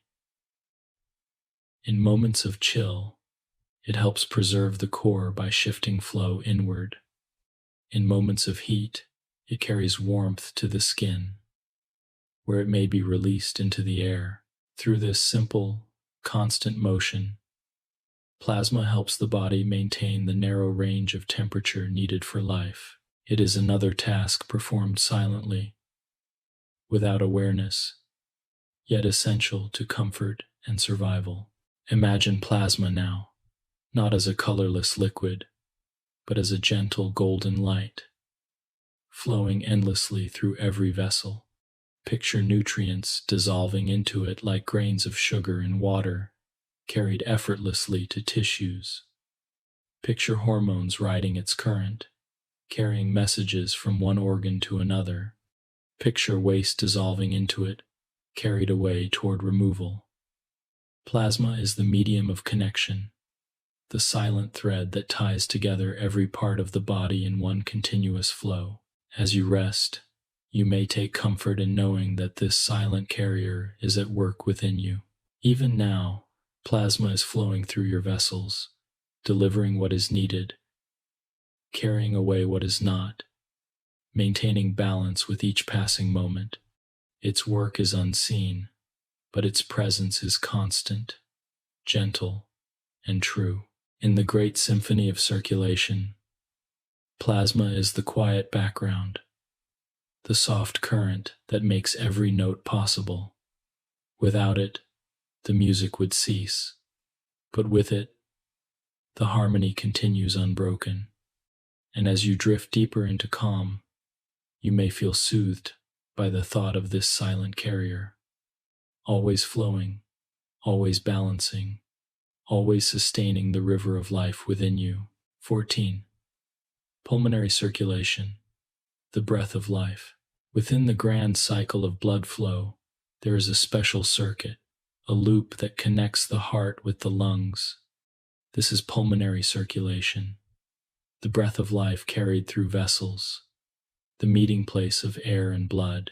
It is here that oxygen is gathered and carbon dioxide is released. It is here that the blood, having returned from its long journey through the body, is renewed, infused again with the breath that sustains existence. Without this loop, the circulatory system would falter, for oxygen is the essence of cellular energy, and the lungs are its gateway. Pulmonary circulation begins in the right side of the heart. Blood that has traveled through the body, delivering oxygen and collecting carbon dioxide, enters the right atrium through the great veins. From there, it flows into the right ventricle. With each beat, the right ventricle contracts, sending this oxygen-poor blood out through the pulmonary arteries. These are unique among arteries, for they do not carry oxygen-rich blood outward, but instead carry blood in need of renewal toward the lungs. They are the beginning of the journey into breath. The pulmonary arteries branch and divide, becoming smaller and smaller vessels until they reach the capillaries that weave around the air sacs of the lungs, known as alveoli. Here, in these delicate, balloon-like structures, the true exchange occurs. Each alveolus is surrounded by a fine web of capillaries, their walls so thin that gases pass easily across them. Oxygen from the air within the alveolus slips into the blood, binding to hemoglobin within red blood cells. At the same time, carbon dioxide from the blood crosses into the alveolus, to be carried out of the body with the next exhalation. This exchange is simple, yet profound. It is driven not by force, but by balance, by the difference in concentration between air and blood. Oxygen, abundant in the air, flows naturally into the blood, where it is less. Carbon dioxide, abundant in the blood, flows naturally into the air, where it is less. No command is needed, no effort required. It is the quiet movement of molecules, a natural equilibrium that sustains life with every breath. Once this exchange is complete, the blood is transformed. It has taken on oxygen, its color shifting to a brighter red, its hemoglobin filled with new cargo. It is no longer the weary blood of return, but the renewed blood of renewal, ready to travel again through the body. This oxygen-rich blood leaves the lungs through the pulmonary veins, vessels unique among veins, for they carry oxygenated blood. They flow into the left atrium of the heart, completing the loop. From here, the left ventricle will send the blood outward again through the aorta, beginning another cycle of systemic circulation. The beauty of pulmonary circulation lies in its rhythm with breathing. With each inhale, oxygen enters the lungs, filling the alveoli. With each exhale, carbon dioxide departs, carried away. The blood flows in harmony with this rhythm, always arriving to collect oxygen, always departing with new breath within it. The heart and lungs are partners, their rhythms intertwined. The steady beat of the heart, the gentle rise and fall of the lungs. Together they sustain the cycle, moment after moment, breath after breath. Pulmonary circulation also demonstrates the closeness of air and blood. Though we often think of them as separate, they are linked at the thinnest of boundaries, only a few cells thick. Air enters from the outside world, blood flows from within, and at their meeting place, exchange occurs. In this way, the body is never separate from its environment. Each breath brings the outer world within, transforms it, and carries it to every cell. Each exhale returns part of us back to the air, a reminder that we live in connection, not in isolation. The lungs themselves are designed to maximize this exchange. Their branching airways, from trachea to bronchi to bronchioles, divide into ever smaller passages until they end in millions of alveoli. Spread out, The surface area of these alveoli would cover a space larger than a tennis court. This immense surface allows for constant, efficient exchange, ensuring that the blood passing through the lungs is fully renewed with every cycle. To imagine pulmonary circulation is to picture the meeting of two currents, the current of air and the current of blood. In the lungs, these currents flow side by side, separated only by delicate membranes. Oxygen moves into the blood, carbon dioxide moves out, and then the currents part again, the blood returning to the heart, the air returning to the world. It is a quiet partnership, a continual sharing, a balance that never ceases. As you rest and reflect, you may picture this process within you now. Imagine blood flowing into the lungs, dark with carbon dioxide. Imagine the alveoli filling with fresh air, bright with oxygen. At their meeting place, the exchange occurs, silently, effortlessly. The blood leaves transformed, lighter, brighter, ready for another journey. The air leaves altered, carrying away what is no longer needed. This cycle repeats with each breath, renewing life moment by moment. In the great design of circulation, pulmonary flow is the breath of life, the bridge between the inner world of blood and the outer world of air. It is the meeting place of self and environment, of body and world, and as you drift deeper into calm, you may find peace in knowing that this cycle continues within you always, a gentle rhythm of breath and flow, renewing life with every moment of rest. 15. Systemic circulation, the whole body network.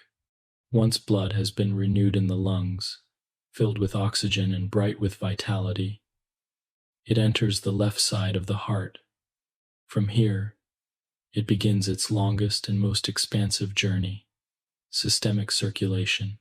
This is the great loop that carries blood to every organ, every tissue, every distant cell of the body.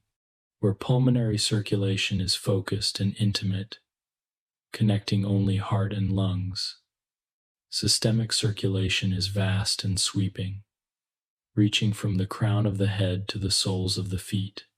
It is the grand network of life, ensuring that no part of the body is left untouched by the gift of blood.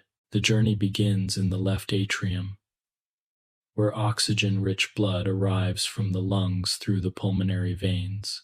With a gentle contraction, the left atrium sends this blood into the left ventricle, the strongest of the heart's chambers. When the left ventricle contracts, it sends blood surging into the aorta, the largest artery in the body. From this single vessel, the flow branches outward, first into arteries serving the head and arms, then downward through the chest and abdomen, finally dividing to reach the legs and feet. From the aorta and its branches, countless smaller arteries carry the blood further and further outward until it reaches the capillaries where exchange with tissues occurs. In this way, systemic circulation supplies oxygen and nutrients to every cell. Muscles receive oxygen to power their contractions. The brain, sensitive and ever active, receives a steady stream of nourishment to sustain thought and awareness. The digestive organs receive blood to absorb nutrients, which are then carried onward to the rest of the body.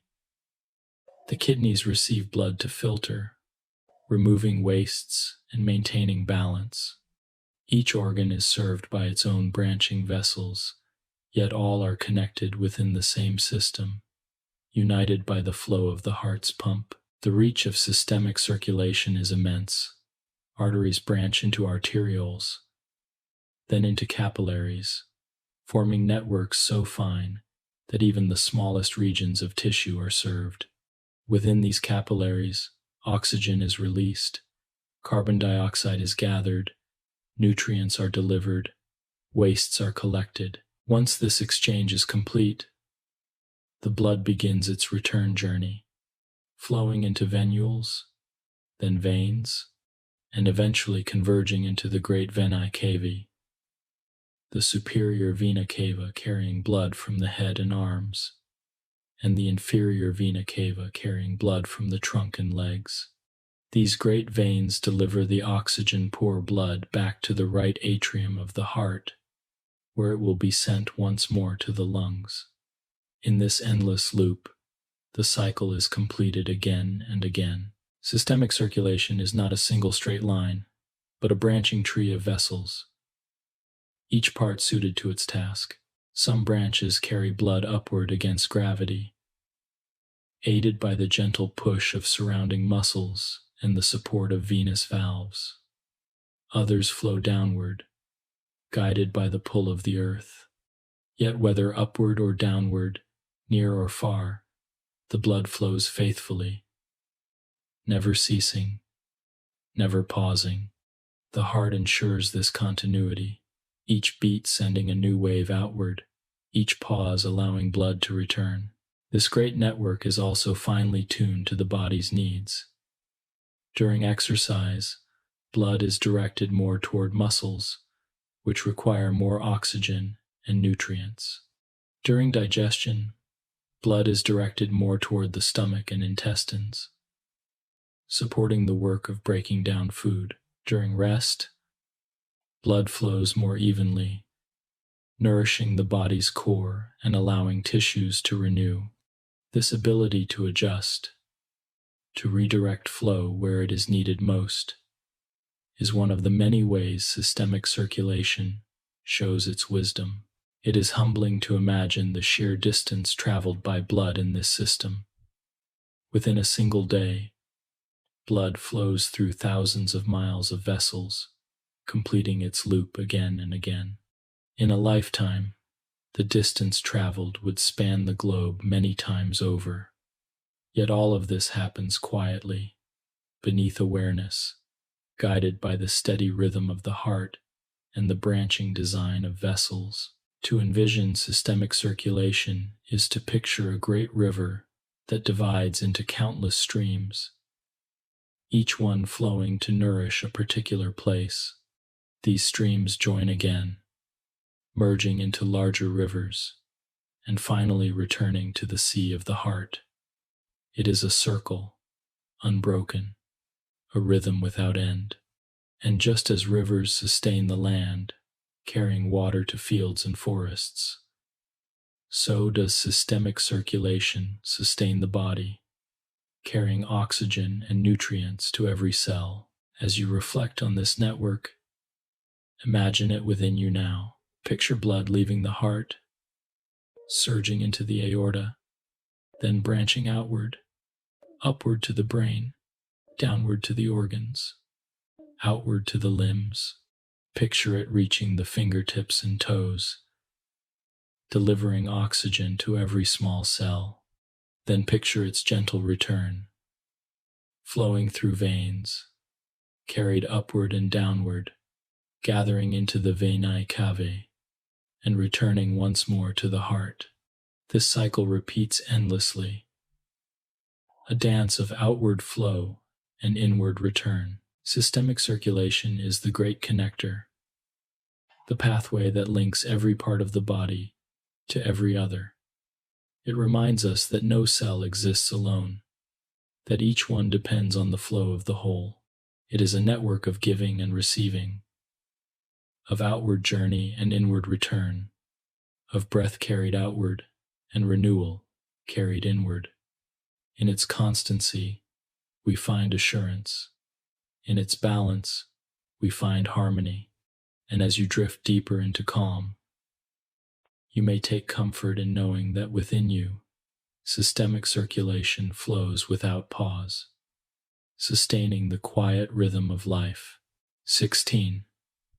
The heart's electrical system. Behind the steady beating of the heart lies a hidden rhythm, not of muscle alone, but of electricity. This is the heart's electrical system, the silent conductor that ensures each chamber contracts at the right time, in the right sequence, with perfect coordination. Without this system, the heart would not beat in harmony.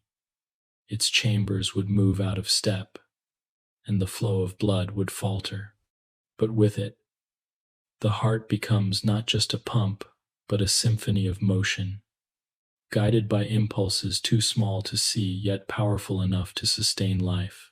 The rhythm begins in the sinoatrial node, or SA node, often called the natural pacemaker of the heart. This cluster of specialized cells rests in the right atrium, near where the superior vena cava brings blood into the heart. The SA node generates electrical impulses, gentle sparks that spread across the atrial walls. These impulses cause the atria to contract, squeezing blood into the ventricles below. With every impulse, a heartbeat begins. From the atria, the signal travels to the atrioventricular node, or AV node, located between the atria and ventricles. The AV node acts like a gatekeeper. This delay, though brief, is vital. It allows the ventricles time to fill with blood before they contract. Without this pause, the coordination would be lost, and the heart would not pump efficiently.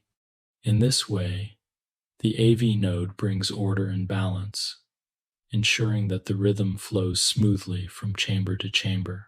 After the delay, the electrical impulse moves into the bundle of His, a pathway of fibers that carries the signal into the ventricles. From here, it divides into right and left branches, spreading down through the heart's walls. At the end of this pathway, the signal reaches Purkinje fibers, fine networks that spread the impulse across the ventricles. This wave of activation causes the ventricles to contract powerfully, sending blood out into the pulmonary artery and the aorta. Thus, a single electrical spark has guided the entire sequence of a heartbeat: atria first, then ventricles, in a rhythm as old as life itself. This process repeats without pause, again and again, about once every second in a resting heart. The SA node generates impulses naturally, without instruction, its rhythm arising from within. It is influenced by the nervous system, which can quicken or slow the pace. But the beat itself is intrinsic, a quiet flame within the heart's cells. Even outside the body, a heart can continue to beat for a time, its rhythm guided by this inner system. The heart's electrical system is delicate yet dependable. It ensures that blood is moved forward, that chambers never compete, that the flow is always coordinated. When the system works well, the rhythm is steady, like the ticking of a clock, or the rhythm of waves upon a shore. Variations occur naturally: slower during rest, faster during activity, gentle fluctuations with each breath, but the coordination remains. It is a rhythm not of rigidity, but of balance, adapting moment by moment to the body's needs. The influence of the nervous system and hormones adds another layer of harmony. When activity demands more oxygen, signals from the sympathetic nervous system cause the SA node to fire more quickly, speeding the heartbeat. When rest or sleep comes, the parasympathetic system slows the pace, allowing calm. Hormones such as adrenaline can quicken the beat, while others bring steadiness. In this way, the electrical rhythm of the heart is not isolated, but woven into the fabric of the body's responses, always adjusting, always aligned with need. To imagine this system is to picture sparks of light moving through the heart, beginning in the upper chambers, pausing at the AV node, then flowing downward into the ventricles. With each wave, the heart contracts in perfect order, atria, then ventricles, filling and emptying with precision. These sparks are not loud or visible, but gentle, steady, constant, like lanterns guiding the rhythm of life. There is a deep comfort in knowing that such a system exists within you now.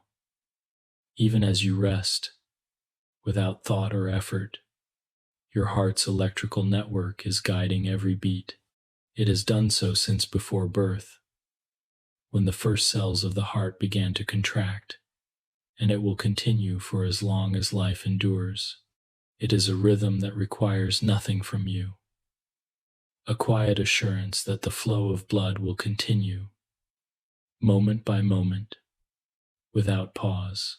In the grand design of the circulatory system, the electrical network is the conductor, the hidden guide that brings order to motion. Without it, the music would be chaos.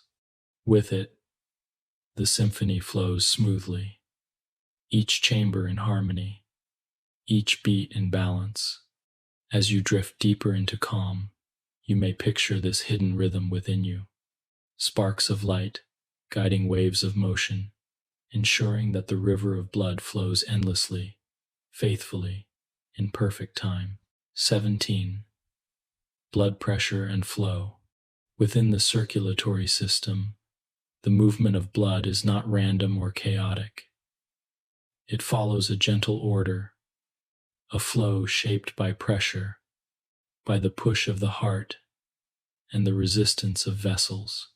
This balance of pressure and flow ensures that blood reaches every corner of the body, neither too forcefully nor too weakly, but in a steady rhythm that nourishes without disturbance. Blood pressure is not only a number or a measurement. It is the quiet expression of the heart's strength and the vessel's resilience, a harmony of push and resistance that allows the river of life to move with grace. Blood pressure begins with the beat of the heart. Each time the left ventricle contracts, it sends blood into the aorta with a surge of force. This pressure travels outward through the arteries, stretching their elastic walls, propelling blood into smaller vessels. When the ventricle relaxes, the arteries recoil, maintaining flow forward, preventing sudden collapse. Thus, the blood moves not in jolts, but in a continuous stream, each beat smoothed into constancy by the elasticity of vessels. In this way, pressure becomes flow, and flow becomes nourishment. The level of pressure depends on two main factors: the strength of the heart's pump and the resistance of the vessels. If the arteries are wide and relaxed, blood flows easily, and the pressure is gentle. If the vessels are narrow, offering more resistance, the pressure rises, and the heart must work harder to move the blood forward. This interplay of force and resistance is dynamic, adjusting moment by moment to the body's needs. During activity, vessels widen in some areas, directing more flow to muscles, while narrowing in others to conserve balance. During rest, pressure softens and flow slows, conserving energy while still meeting the body's needs. Blood pressure is often described with two values: systolic and diastolic. The systolic pressure is the peak, the force when the heart contracts and blood surges outward. The diastolic pressure is the valley, the gentler pressure that remains when the heart rests between beats. Together, they create a rhythm of rise and fall, not unlike the waves of the sea cresting with each beat, ebbing with each pause, yet never ceasing in their motion. This rhythm is both steady and flexible, adjusting naturally to activity, emotion, and rest. The flow of blood is guided by this pressure, but also shaped by the design of vessels. Arteries, with their thick and elastic walls, withstand the higher pressure near the heart as they branch into arterioles and capillaries. The pressure drops, allowing for gentle exchange with tissues. By the time blood reaches the veins, the pressure is low, but the body ensures flow continues with the help of venous valves and the contraction of surrounding muscles. In this way, even the return journey is sustained, completing the circle of circulation. It is remarkable to think of how finely tuned this system is. The body maintains blood pressure within a narrow range, ensuring that flow is always sufficient but never excessive. Sensors in the arteries, called baroreceptors, constantly monitor the pressure. If it falls too low, signals are sent to quicken the heartbeat or tighten the vessels. If it rises too high, signals ease the heart's pace or relax the vessels. These adjustments happen without thought, without awareness, moment by moment, ensuring balance is always preserved. Beyond pressure itself, flow must also be distributed with wisdom. Not every tissue requires the same amount of blood at all times. The digestive organs may need more after a meal, while the muscles require more during movement. The skin may receive more blood in heat to release warmth, or less in cold to conserve it. The brain, ever constant in its needs, receives a steady share regardless of activity. This dynamic distribution is one of the quiet marvels of circulation, a sign of its adaptability and grace. To imagine blood pressure and flow is to picture a river that rises and falls with the rhythm of the heart, yet always maintains its forward motion. The arteries are like strong banks, guiding the surge, softening it, smoothing it into steadiness. The capillaries are like gentle streams, where the flow slows to a whisper, touching every blade of grass, every hidden place.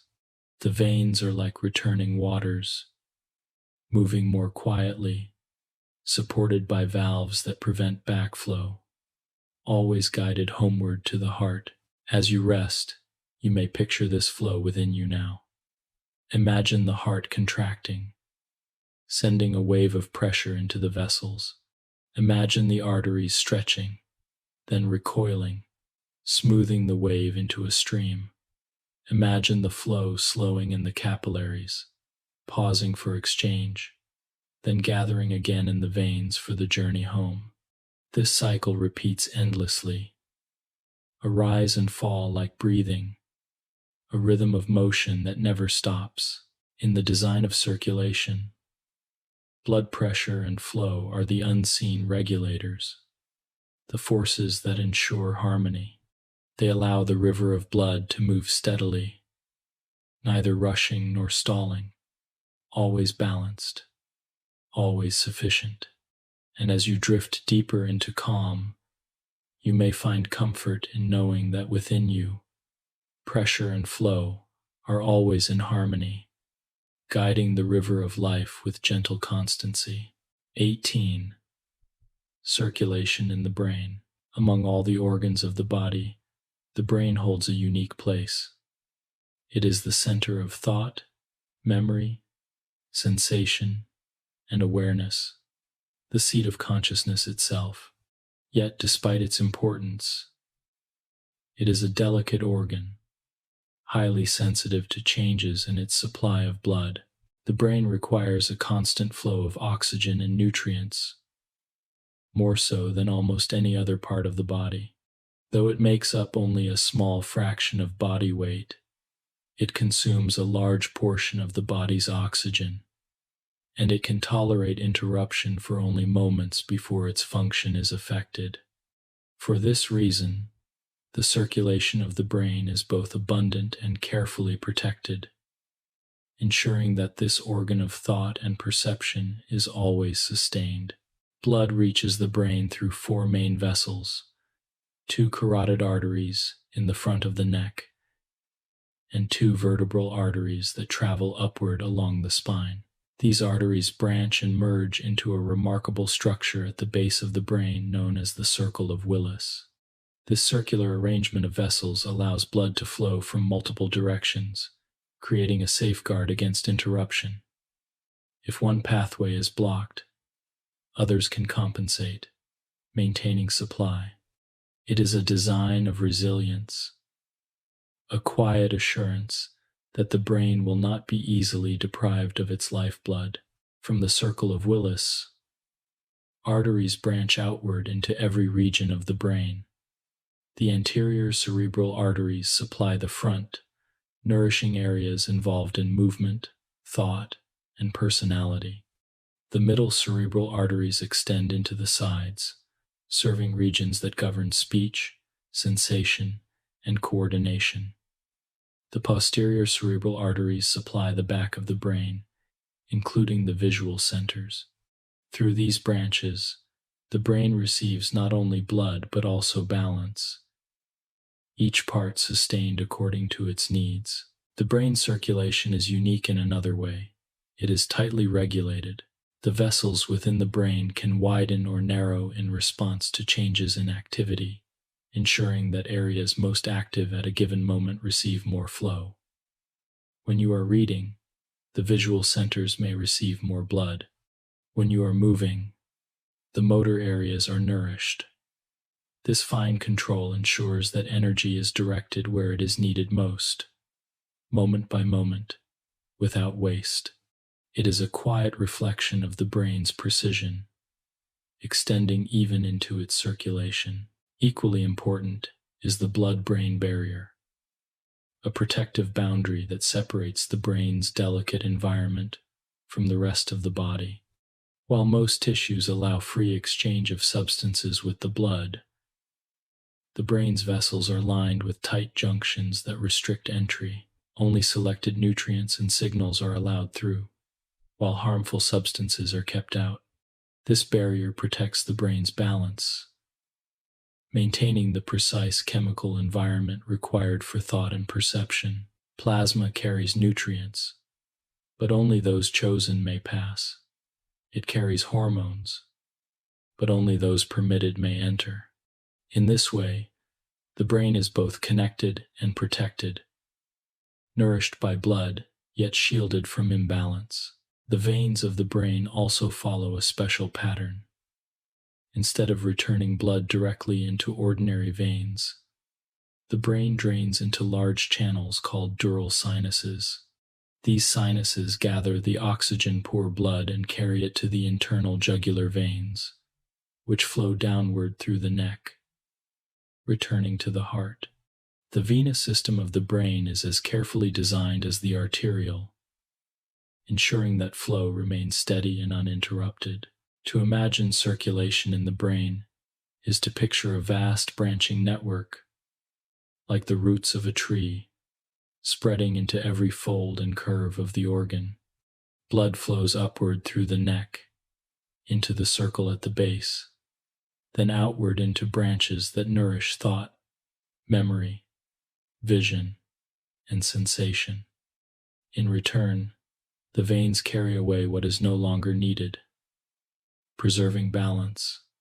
It is a hidden forest of flow, delicate yet constant, sustaining the very essence of being. There is comfort in reflecting on the constancy of this circulation. Even in sleep, when the body rests and the mind drifts into dreams, the flow of blood to the brain continues without pause.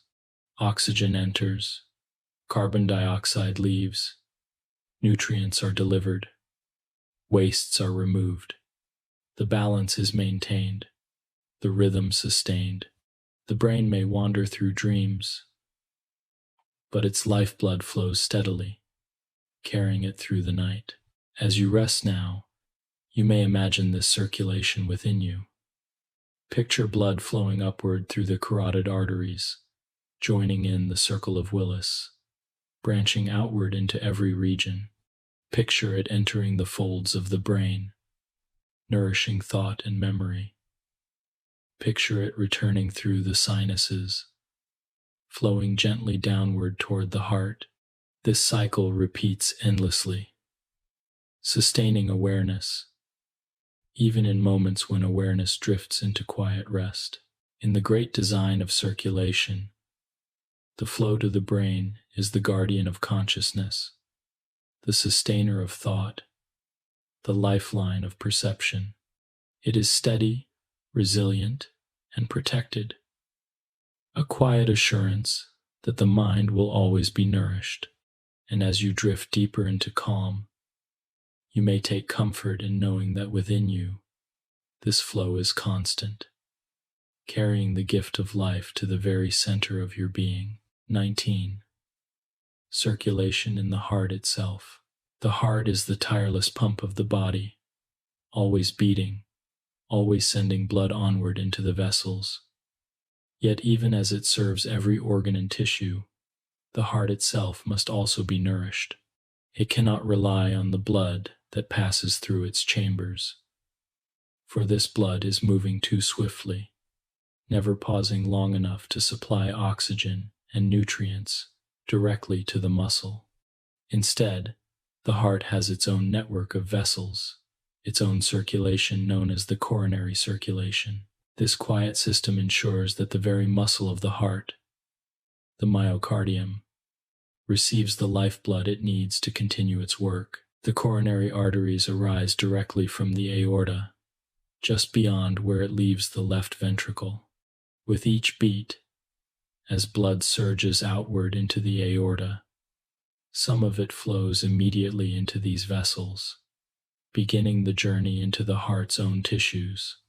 Two main arteries serve as the foundation: the left and right coronary arteries. From them, smaller branches extend, weaving across the surface of the heart like gentle rivers across a landscape, dividing and narrowing until they reach deep into the muscle fibers. In this way, every part of the myocardium, from the thick walls of the ventricles to the thinner walls of the atria, is nourished. The left coronary artery quickly divides into two major branches: the left anterior descending artery, which runs down the front of the heart, and the circumflex artery, which curves around to the side and back. Together, they supply much of the left ventricle, the chamber that bears the greatest burden of pumping blood into the systemic circulation. The right coronary artery, meanwhile, supplies the right ventricle and portions of the conduction system, ensuring that rhythm is sustained as well as force. In this way, the coronary circulation is carefully arranged, each branch serving a vital region, none left unattended. The flow through the coronary arteries follows a rhythm of its own. Unlike most tissues, which receive their greatest blood flow during contraction, the heart muscle is nourished most during relaxation. When the ventricles contract, the powerful squeeze compresses the small vessels within the heart wall, momentarily limiting flow. But when the heart relaxes, the pressure eases, and blood flows freely through the coronary network. Thus, the heart's own nourishment is greatest in diastole, in the resting phase between beats. Even in its own design, the heart reminds us that strength arises from balance, that effort must be paired with rest. After blood has delivered oxygen and nutrients to the myocardium, it returns through a network of coronary veins. These veins converge into the coronary sinus, a large channel that empties directly into the right atrium. In this way, the heart's used blood rejoins the main flow, carrying away carbon dioxide and waste products, ensuring that the cycle of nourishment and renewal is complete. Just as the heart serves the whole body, so too does the body's circulation serve the heart, a partnership that sustains life without pause. The importance of coronary circulation lies not only in its constancy, but also in its precision. The heart cannot rest. It beats without pause from the first moment of life to the last. This unending labor requires a steady, abundant supply of oxygen. Even the briefest interruption can be felt, for the heart is as dependent on flow as any other organ, perhaps more so. In its design, we see the wisdom of direct supply, of arteries branching straight from the aorta, ensuring that the heart's needs are met before blood flows onward to the body. To imagine coronary circulation is to picture delicate vessels tracing across the surface of the heart, like fine threads of silver weaving through muscle. With each beat, blood enters these vessels, flowing inward, reaching deep into the fibers, delivering strength to the very pump that drives it. With each moment of rest between beats, the flow renews, a gentle tide that keeps the heart alive.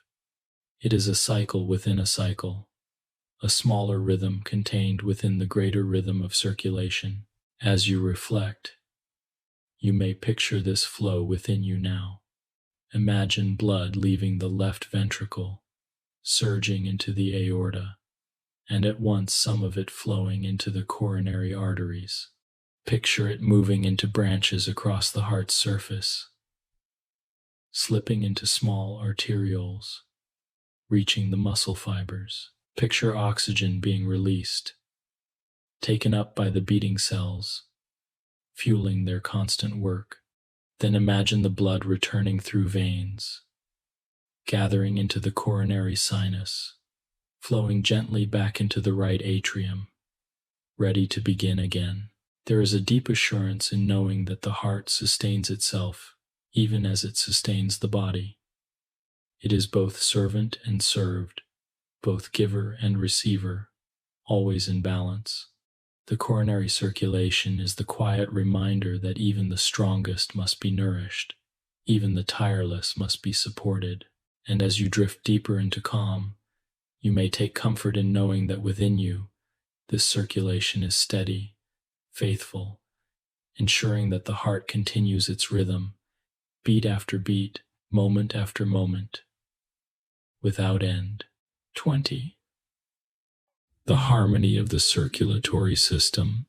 As we come to the final part of this journey through the circulatory system, it is fitting to pause and take in the whole, to see not only the parts in isolation but the harmony they create together. The circulatory system is not just a heart, not just vessels, not just blood. It is the union of these elements, working in perfect rhythm, sustaining life without pause. In its flow we see balance, cooperation, and constancy.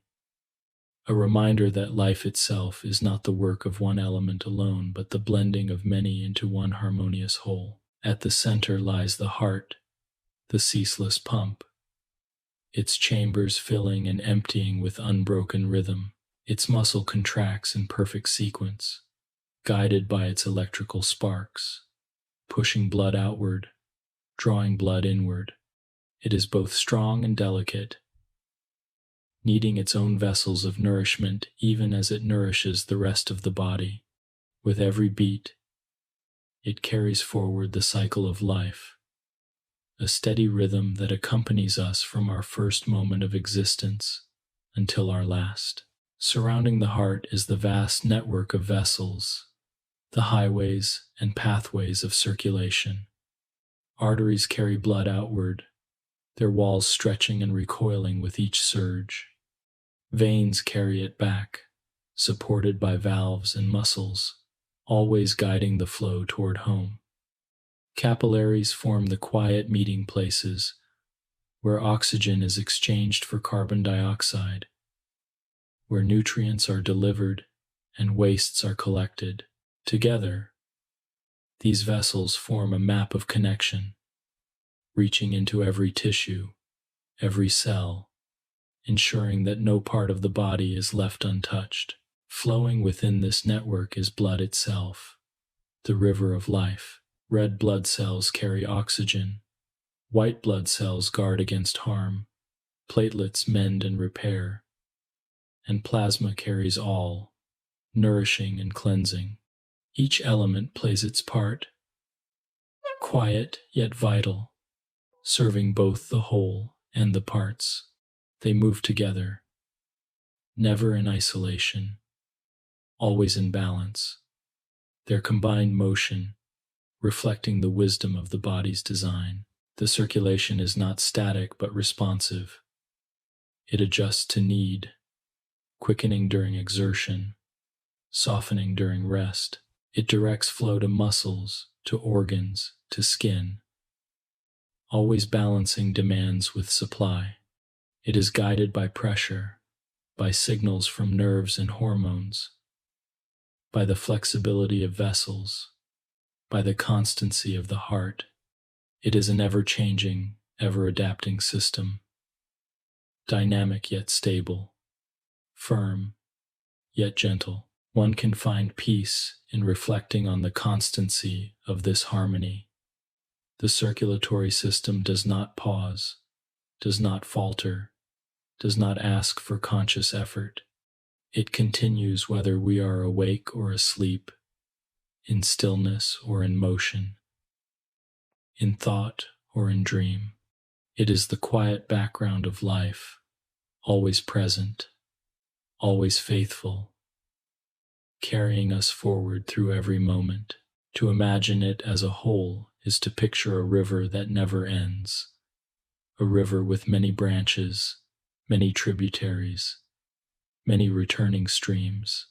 It begins in the heart, flows outward through vessels, touches every part of the land of the body, then returns again to the source. Each cycle is both renewal and continuation, both giving and receiving, both effort and rest. It is a circle, unbroken, timeless. In this harmony, we see lessons beyond the body. The circulatory system reminds us that strength lies in balance, that giving and receiving are inseparable, that constancy is found in rhythm. It reminds us that every part has value, that the smallest cell and the largest vessel both serve the same whole. It shows us that life is sustained not by noise or force, but by quiet constancy, by flow that never ceases, by harmony that endures. As you reflect on this journey, you may take comfort in knowing that within you, this harmony continues, moment by moment, without pause. Your heart beats, your vessels guide, your blood flows, your cells receive. The cycle is complete, the balance is preserved, the harmony is sustained. And as you drift now into deeper calm, into rest and renewal, you may carry with you the image of this harmony, the heart as the center, the vessels as the pathways, the blood as the river, the whole as a circle unbroken. Within you, the circulatory system moves with grace, sustaining life with every beat, every breath, every flow. It is the quiet music of being, always present, always faithful, always in harmony.